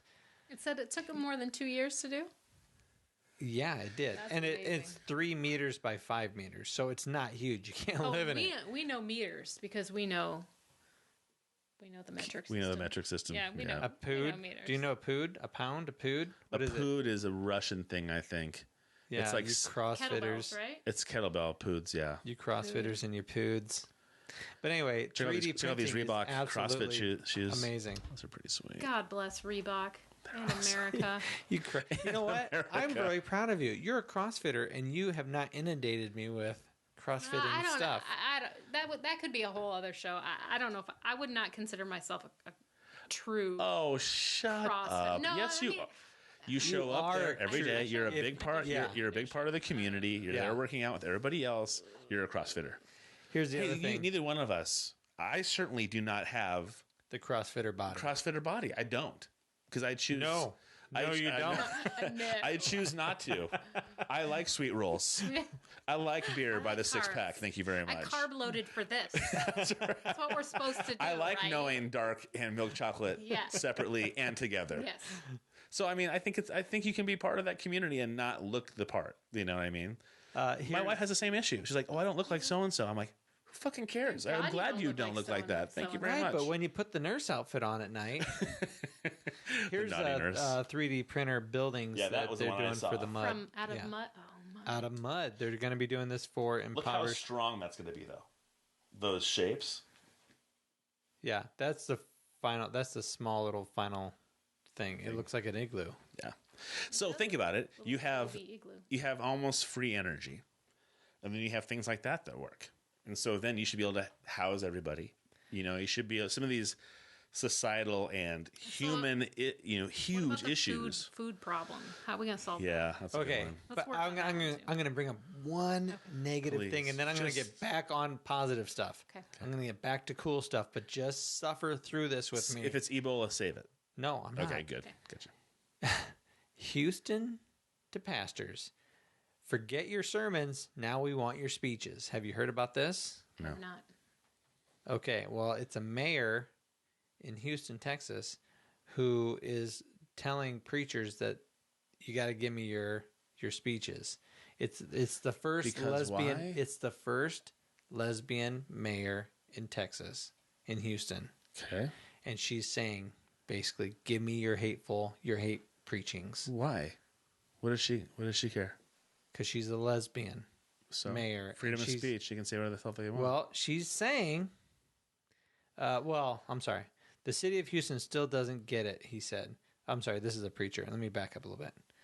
5 Christian pastors will no longer have to turn their sermons over to attorneys for the city of Houston. Instead, they will be forced to turn over their speeches related to the Houston Equal Rights Ordinance, or HERO for So are short. they making a distinction between are they saying that these aren't sermons, these are speeches? That's what it is. that- Because a lot of people Yeah. are complaining about that, saying Right. you're not saying you can't preach from the pulpit to vote for somebody because you have a tax-free issue thing Right. happening, but they are. Is that why? Is that the focus of According to the amended motion filed Friday in Harris County, Texas court, the city's attorneys will no longer demand sermons related to homosexuals, gender identity, or Mayor Annis Parker, Houston's first openly lesbian mayor. The amended subpoenas do require the pastor to turn over all speeches or presentations related to HERO. that? Okay, so Along if with they're 17 doing different political categories. speech and they want to check it that kind of makes sense to me, but I still It's a think sermon. that you It's should in be able a to say whatever you church. want. Yeah. It's if you're in a church and you're like, hey, this is how we feel. I should be able to say what I want to say, which we are going to have in the future. Not real soon, but I really want to have a concrete, deep conversation about freedom of speech, and do we truly hold that idea really highly in this country, or should we? I don't think we do. Freedom People of have speech. The freedom of speech. Doesn't the freedom of speech just protect you from Prosecution. from the government? It doesn't protect you from consequences of being a jackass. Yeah. Well, that's true. Should it? Are you saying it should? Well, Maybe. Well, I get fired for some of the shit that I say. Yeah. I could probably be fired. Yeah, so you really don't have. I mean, this idea that I once had, and again, I'm just going to very quickly skim over this, and we'll talk about it later on a different podcast. But growing up, I always thought one of the greatest things about this country is I could say whatever I want to say, and soldiers have died to give me the right to say whatever I want to say without fear of persecution. And my idea was persecution was from a boss, from my neighbor. I could say whatever jackass asshole thing I want to say. You don't have to believe in it. You don't have to agree with it, but I have a right to say it. I should not worry about me wanting to say something. Whereas that's gone. The illusion of freedom of speech, it really is an illusion. It's not there, because I could get fired. He could get fired. But that's still, you do still have the freedom. You can say it, but there could be consequences. Having the right to say it and having it be okay to say are two different things. You can say something and the government can't come after you because you said it. That's your right. But you can't maybe say something about work or to somebody at work and not expect to face consequences from that. Like, I can't, go into Starbucks and, call somebody a motherfucker and, and not, I can't claim freedom of speech when they try to kick me out of Starbucks. Right. But in a way, I mean, I know we want to be respectful and kind to people, but in a way, are we hamstringing ourselves? Are we creating more of a problem than we're helping by not checking? I used to say it all the time to Todd. If you run into an asshole, you have to check that asshole. And if we're afraid of being persecuted by our language, if I were to want to check some asshole, but I'm like, oh, no, I can't say that because I'm afraid that what I might say might get me fired. Like my supervisors at work, there are times where I wish they could go up to somebody and go, listen, jackass, you're being a little fucker. You're screwing over all your peers here at work. So go home and decide if you want to work here. Come back Monday and make a change. Otherwise, you're fucking fired. I wish people... I mean, there's times where... You wish you could do that. Yeah, I wish people felt like they could say that, because it's an honest way of speaking, where we're so afraid of that offending. honesty, of being sued, of the repercussions of every little word that we say, that we become a society of fakers. And then because you're hiding all that real emotion, all those real true ideas, you start to think, is there something wrong with me? Maybe should I be feeling this way? Do I have an outlet?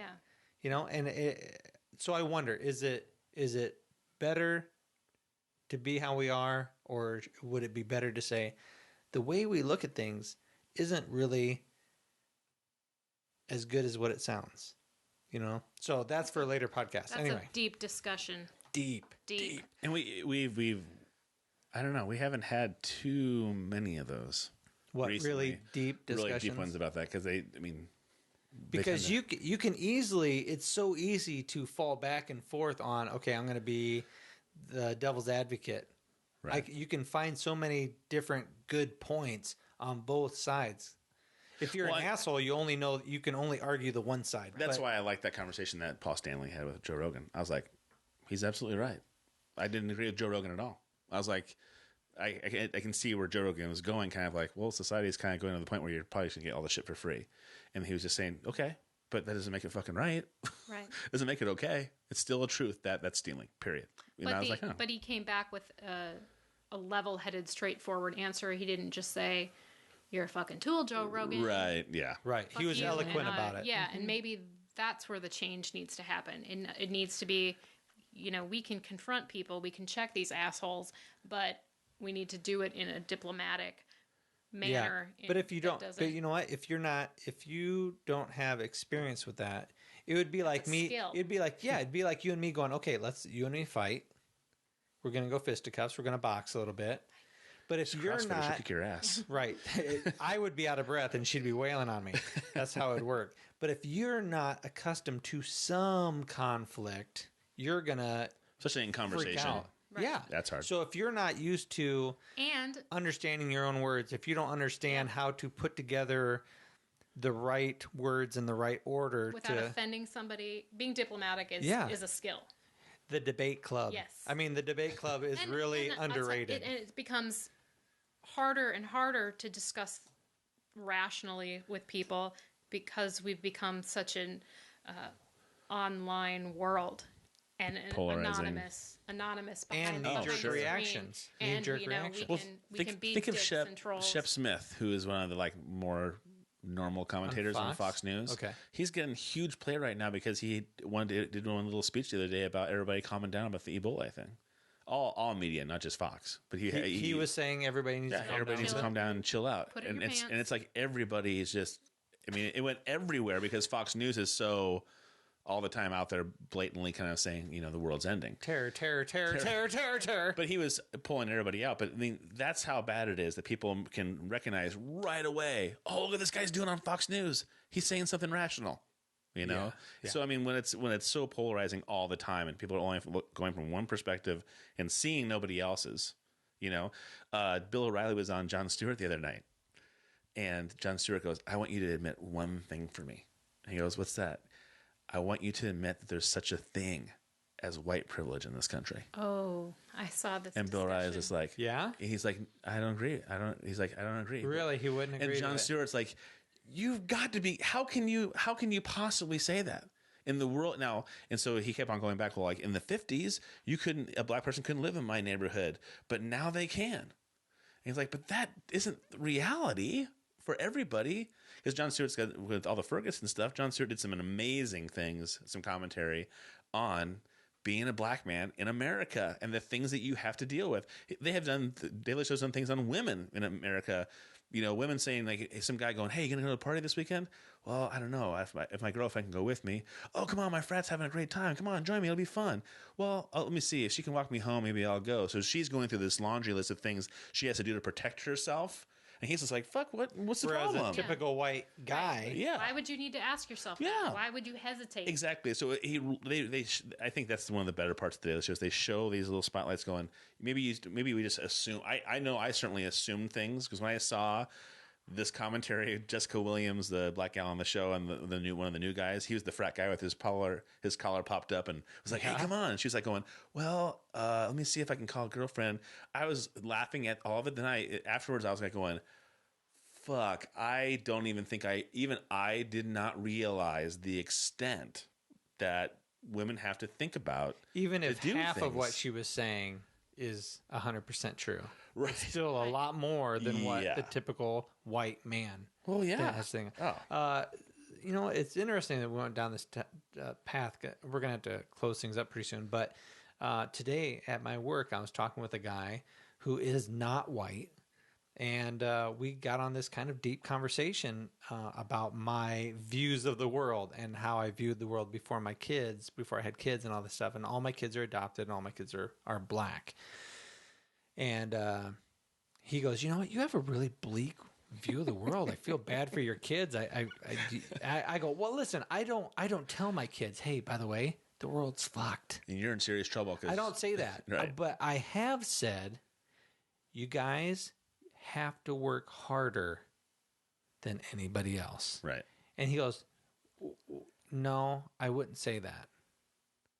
I go, what do you mean you don't have to work harder than everybody else? I'm me from an outside. I'll never understand what it is Right. to not be white.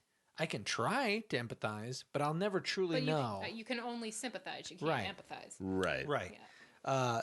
So I'm doing my best, and I'm thinking that my kids are always going to have to work harder to try and improve themselves or to excel more, or when they put their application in, this is how much better I am, just so that I can kind of hit equal with the white guys. Right.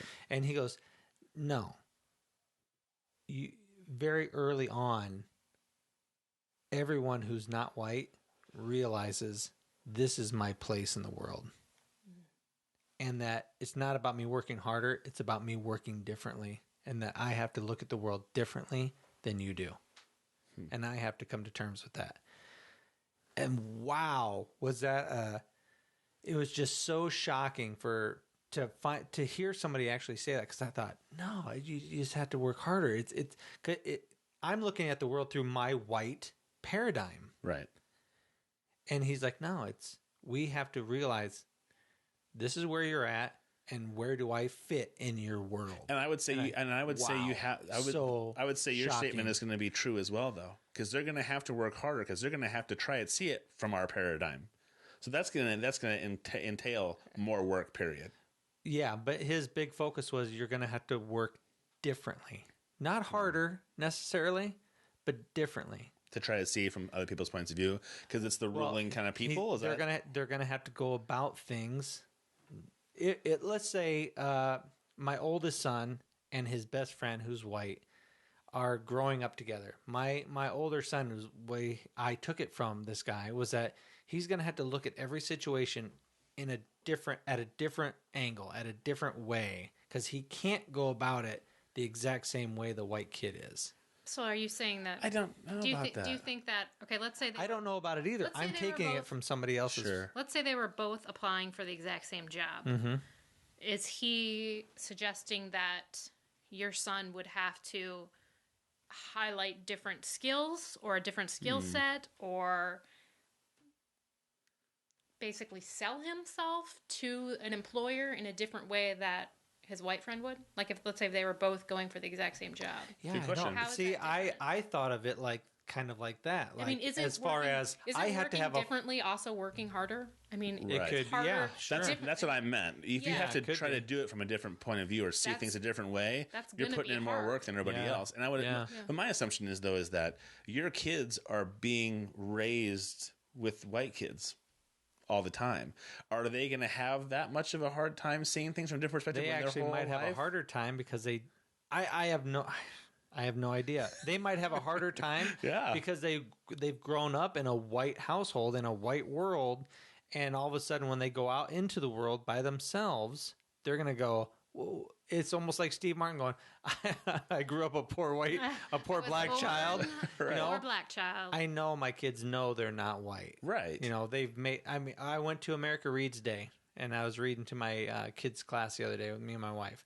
And multiple times throughout me reading, these other kids are going, Malik, is that your dad? Are you sure? Is that your mom? Oh, they just didn't get Multiple it. times. Yeah, because these So kids... even if they don't realize it, they're going to have other people saying, wait a second, there's a difference happening here. Yeah. Okay. And it's something that I can't pick up on. Truly, I can't feel what they're feeling, you know? Anyway, that's the downer thing. But back to some... That's not a downer. That's like the reality that kids have to go through. Yeah.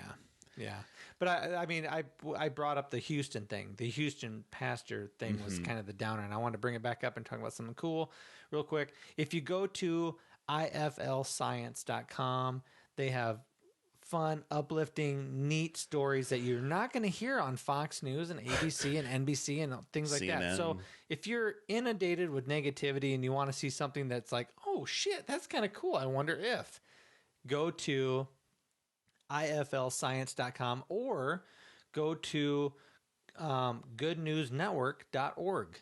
Goodnewsnetwork.org. I fucking love science is one of the best websites out there. They are awesome. They bring up the coolest shit on that thing. I love it. Yeah. There's just so many neat articles. A condition called tetrachromacy allows this artist to see over 100 million colors. I can't imagine seeing 100 million colors. I would never know that stuff though. Or here's something negative: major California faults ready to rupture. Check it out. My whole family. Yep, better go visit them soon because they're gonna be dead. I already visited them. We're set. So it's a website that's fun and neat. Can I? It'll make you seem smart to your friends too. Like if you want to seem smart, hey, did if you want some new like dinner conversations to bring up, yeah. I was going to also tell you that on a fun note too. Have you heard of Reggie Watts? He's a comedian. Yes. Okay. Yes, I've seen Reggie Watts open for, I believe it was Conan O'Brien, maybe somebody Here in town. No, Okay. I saw Conan in Kansas City when he was between shows. Okay. Well, I was just recently introduced to Reggie Watts on The Meltdown on Comedy Central. Mm-hmm.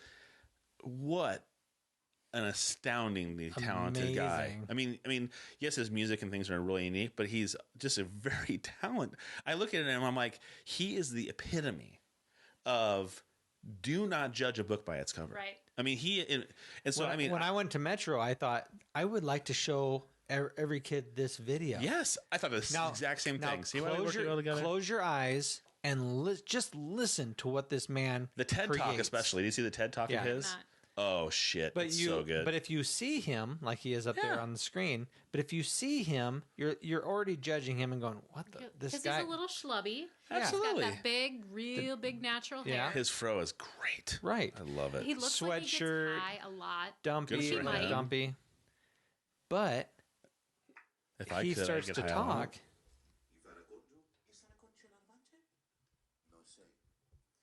Mais des fois on peut voir, parce que les gens ici faire des choses, on peut manger. Mais quand tu es fâché avec quelqu'un, c'est for the first time. And that's one of the things that I enjoy most about this convention. It's not so much as so little as to do with what everything is. But it is within our self-interest to understand the topography of our lives unto ourselves. It's a good thing to end with. The future states that there is no time other than the collapsation of that sensation of the mirror of the memories in which we are living. Common knowledge. But if you were to watch that entire thing, the skill, the beauty. Let's keep going to the first music piece and then stop. Okay, to the first music Yep. piece. So remember, he's also a comedian. Yeah. The background radiation is simply too static to be able to be seen under the normal spectral analysis. We'll put the link on But too. we feel as though there are times when a lot of us, you know what I'm saying? But like, you know what I'm saying? Because like, as a hip hop thing, you know what I'm saying? Like Ted, Ted be rocking it, you know what I'm saying? So like, so I wrote a song, and I hope you guys dig it. It's a song about people and Sasquatches and other French science stuff. That's French science. Okay. Here we go. I've been trying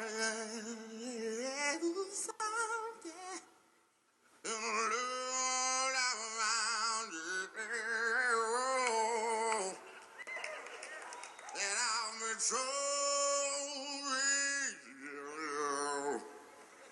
trying to say, but every time it gets me here, I'm saying there is nothing to say.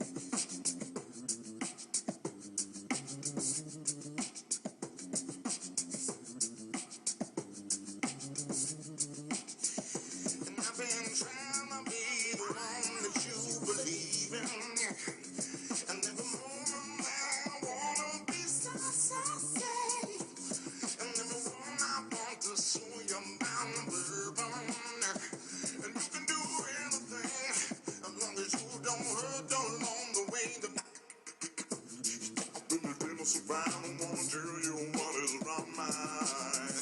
'Cause if you were to walk in, I see signs. And I see that you love me. Did you wanna go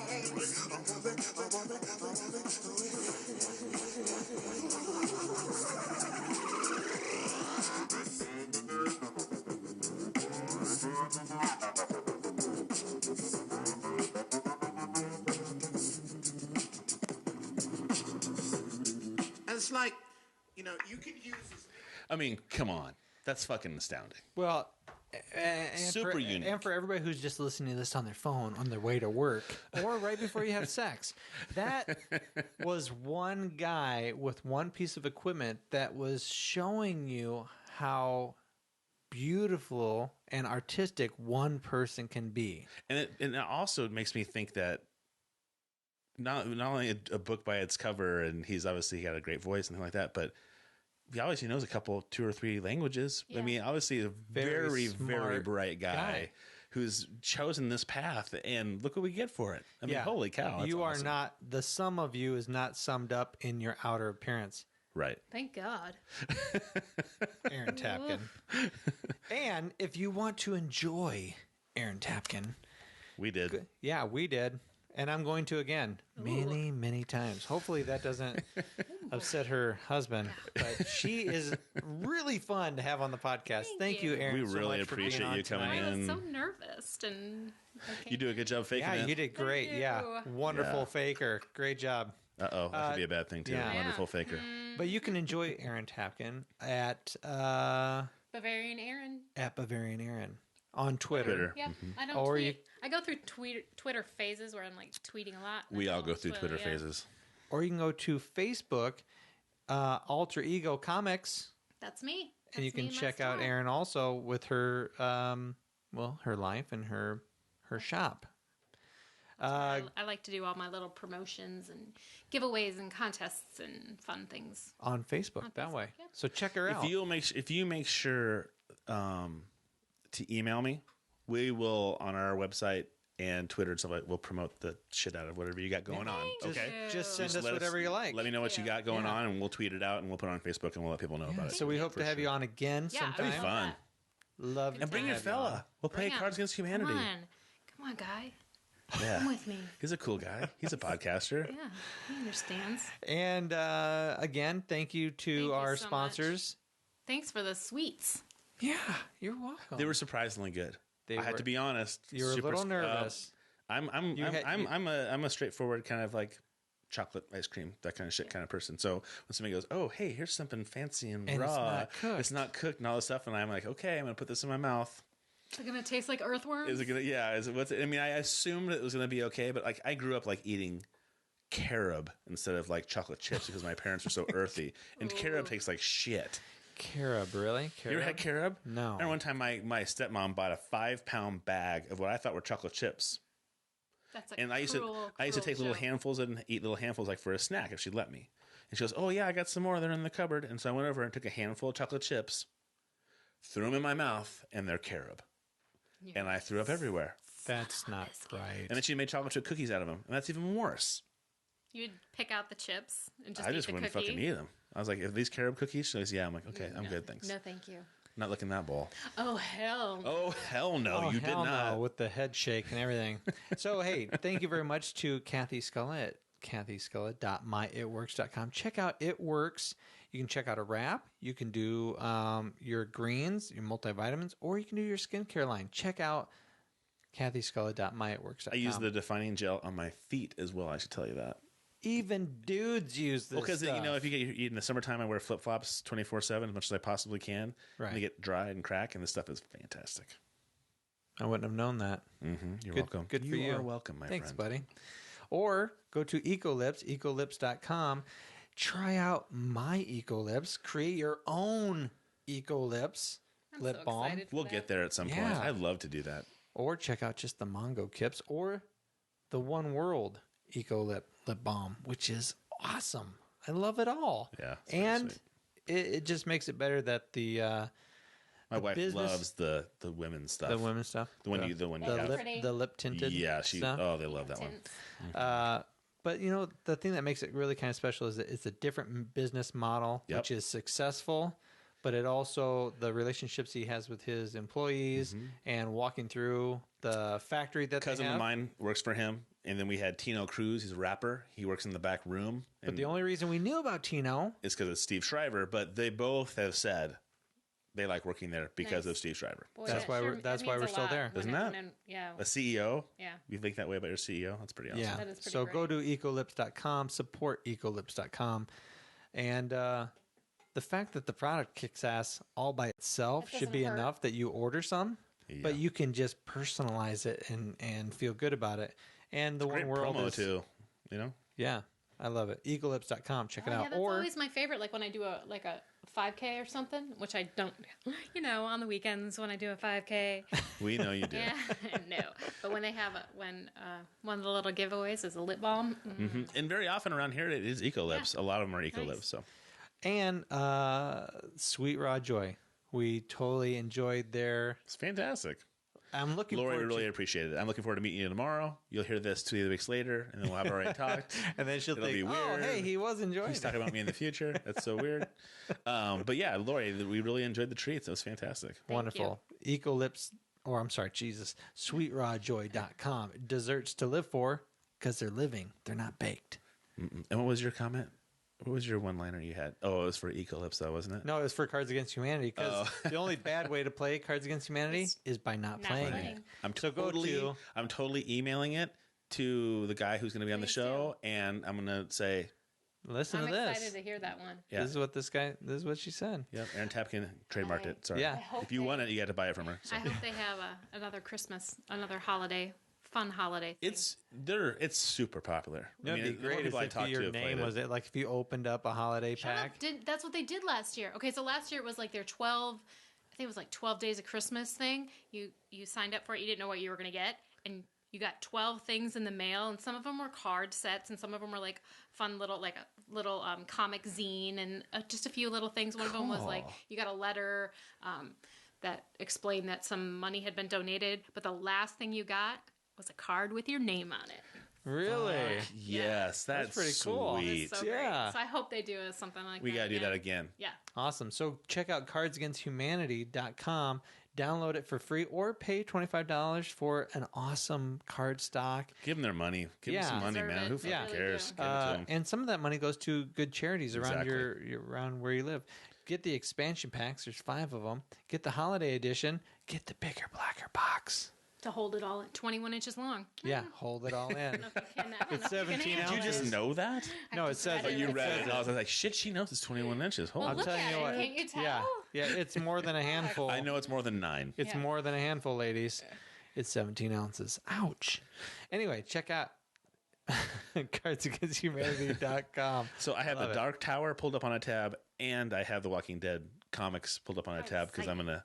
Can I order those through you? Yes. There you go. Yep. Fuck it online. I'll go through Alter you guys. Ego. Whatever I don't have in stock, I can get for you. So go to Alter Ego, and that's in Marion. That's in Marion, 7th Avenue in Marion, right on the main drag there. Awesome. When you get down there, you can go get go-kart parts, Yeah. right? Or you can go I'm just kidding. pawn grandma's jewelry at the pawn shop. Oh, or yeah. pick up your. My wife will never miss that Or stuff. go there first so that you have money. Oh, yeah. Then pawn go. There you shop. go. Come to my store, spend it. And Todd? Perfection. Todd. Todd. What should people know about? What should people know about? What should people know about? How should people There follow is this us? incredible website called www.facebook.com. And it's there an is? incredible thing they're calling social media nowadays.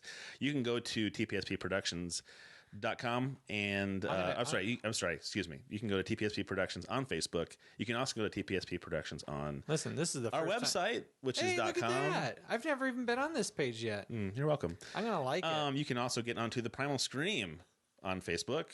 And when you're on tpscproductions.com, you can also look at the other wonderful podcasts we have on there. We have the Count to 10 podcast with Simon Sanborn. He does a behavior podcast. We have Rock and Rob, who do the Bandwagon podcast, which we are happy to say is really picking up speed, and they are having a great time only because people are loving it, and they're getting a lot of feedback, and they're just having a blast with it. So the more you like it, the better they're going to have comments coming on. I think their most recent one, they have a phone call from God. No, that's the next one. Oh, the next one. The next one, they're hoping to. Well, actually, by the time this comes out, maybe they'll have theirs. So a phone call from God about who the bandwagon is. I just fucking, this guy's, they take it up another level every single time they do a podcast. So we're very excited for them as well. So also, while you're on there, you can follow us on YouTube. You can follow us on Stitcher. You can download us on iTunes. And I have a blog on there as well. It has absolutely no likes and no followings. Todd's That's okay. blog. I actually really enjoy just going on there and ranting once in a while. So I've been enjoying it. You know what? I'm not too worried I just about following clicked on it. Let's see how Todd's been doing. Ebola! That was sent out October 10th. Get a grip, it says. Sweet Jesus. So Todd has been blogging a bit, so you can check out Todd's blog and I do have a day comment job. on that. Yeah. This is not our primary thing, so we would like it to be someday.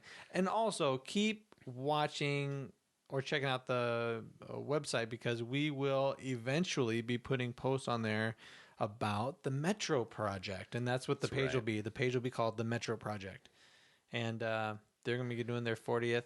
I don't think I can get any more excited about things, and then other things keep happening. And I'm like, fuck, I just cannot wait for this to get started. I'm really excited about it. Yeah, and I can't wait to donate some time and help kids out and see where it goes from there. I just hope they make us a lot of money. That's just me, but Yeah. you know, I could be that's- wrong. You know, children working hard for me without any. You know, that's what I want. That's the most important thing. It's the most important thing. Well, that's it on the Primal Scream podcast. Thank you, Erin, for Thanks being for on tonight. having me. And it's been a blast. I knew it was good. We waited too long, but you know what? Anticipation made it right. that much Yeah, better. and we So- didn't even talk about Comic-Con that much, or That's naked all right. girls in That's little all right. tiny bikinis. You know what? For me, now I'm interested in finding out more about comic book stuff, which will make me like Comic-Con even better next time. So that's what I'm looking forward to. So now I can actually learn more about it and then go to it. Oh my God, Yes, you sir. guys are going to have so much fun at Dragon Con. We're hoping. We hope. can't We wait. hope maybe we can hook up with you when you're out at Comic-Con. That'd be kind of fun. That'd be a lot of fun. Do a podcast out there. Yeah. Have a guru. Anyway. Have a guru on. Comic guru. Comic In her guru. comic. Do you what do you dress up as in cosplay? Do you do as cosplay? a comic book retailer. Beast warrior. Oh, you don't. No, I don't do any cosplay. what was she? Does your fella do it? No, It's so, you're so busy out there doing stuff, and I just can't imagine adding another layer of stress, and then people like stop and they want to take your picture, and you have to like pretend to be like, hey. I feel comfortable. Yeah, exactly. My boob's hanging out. Yeah.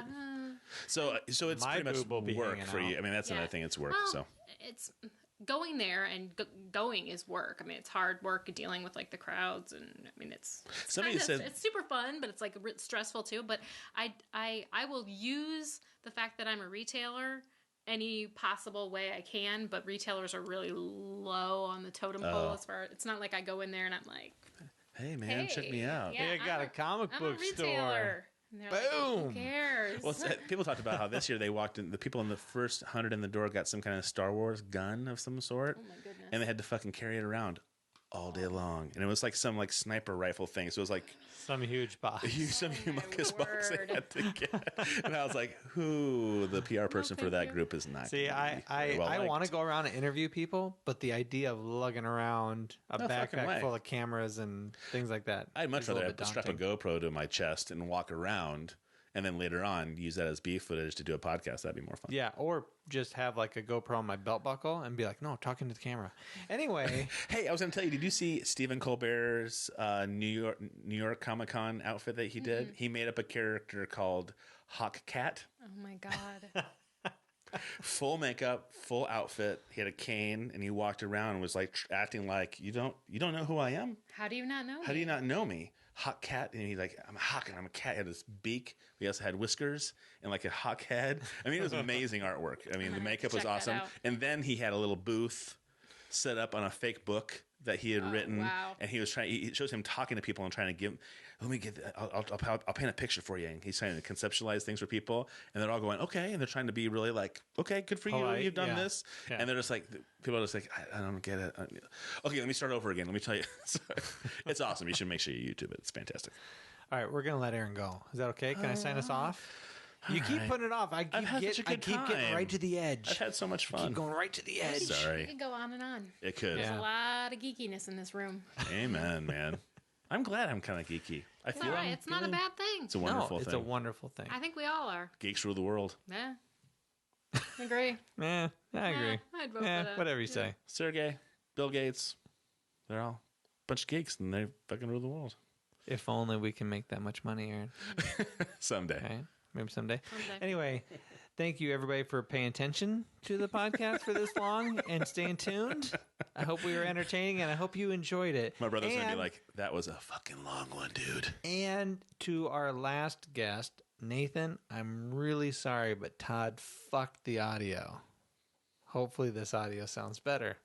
The next time you're on, I'll make it better for you. Yeah. It's not all my fault, goddammit. I made the checklist, but it's not all my fault. So anyway, I'm Matt, I'm Todd. I'm Erin. and we'll see you later. Adios. Good night.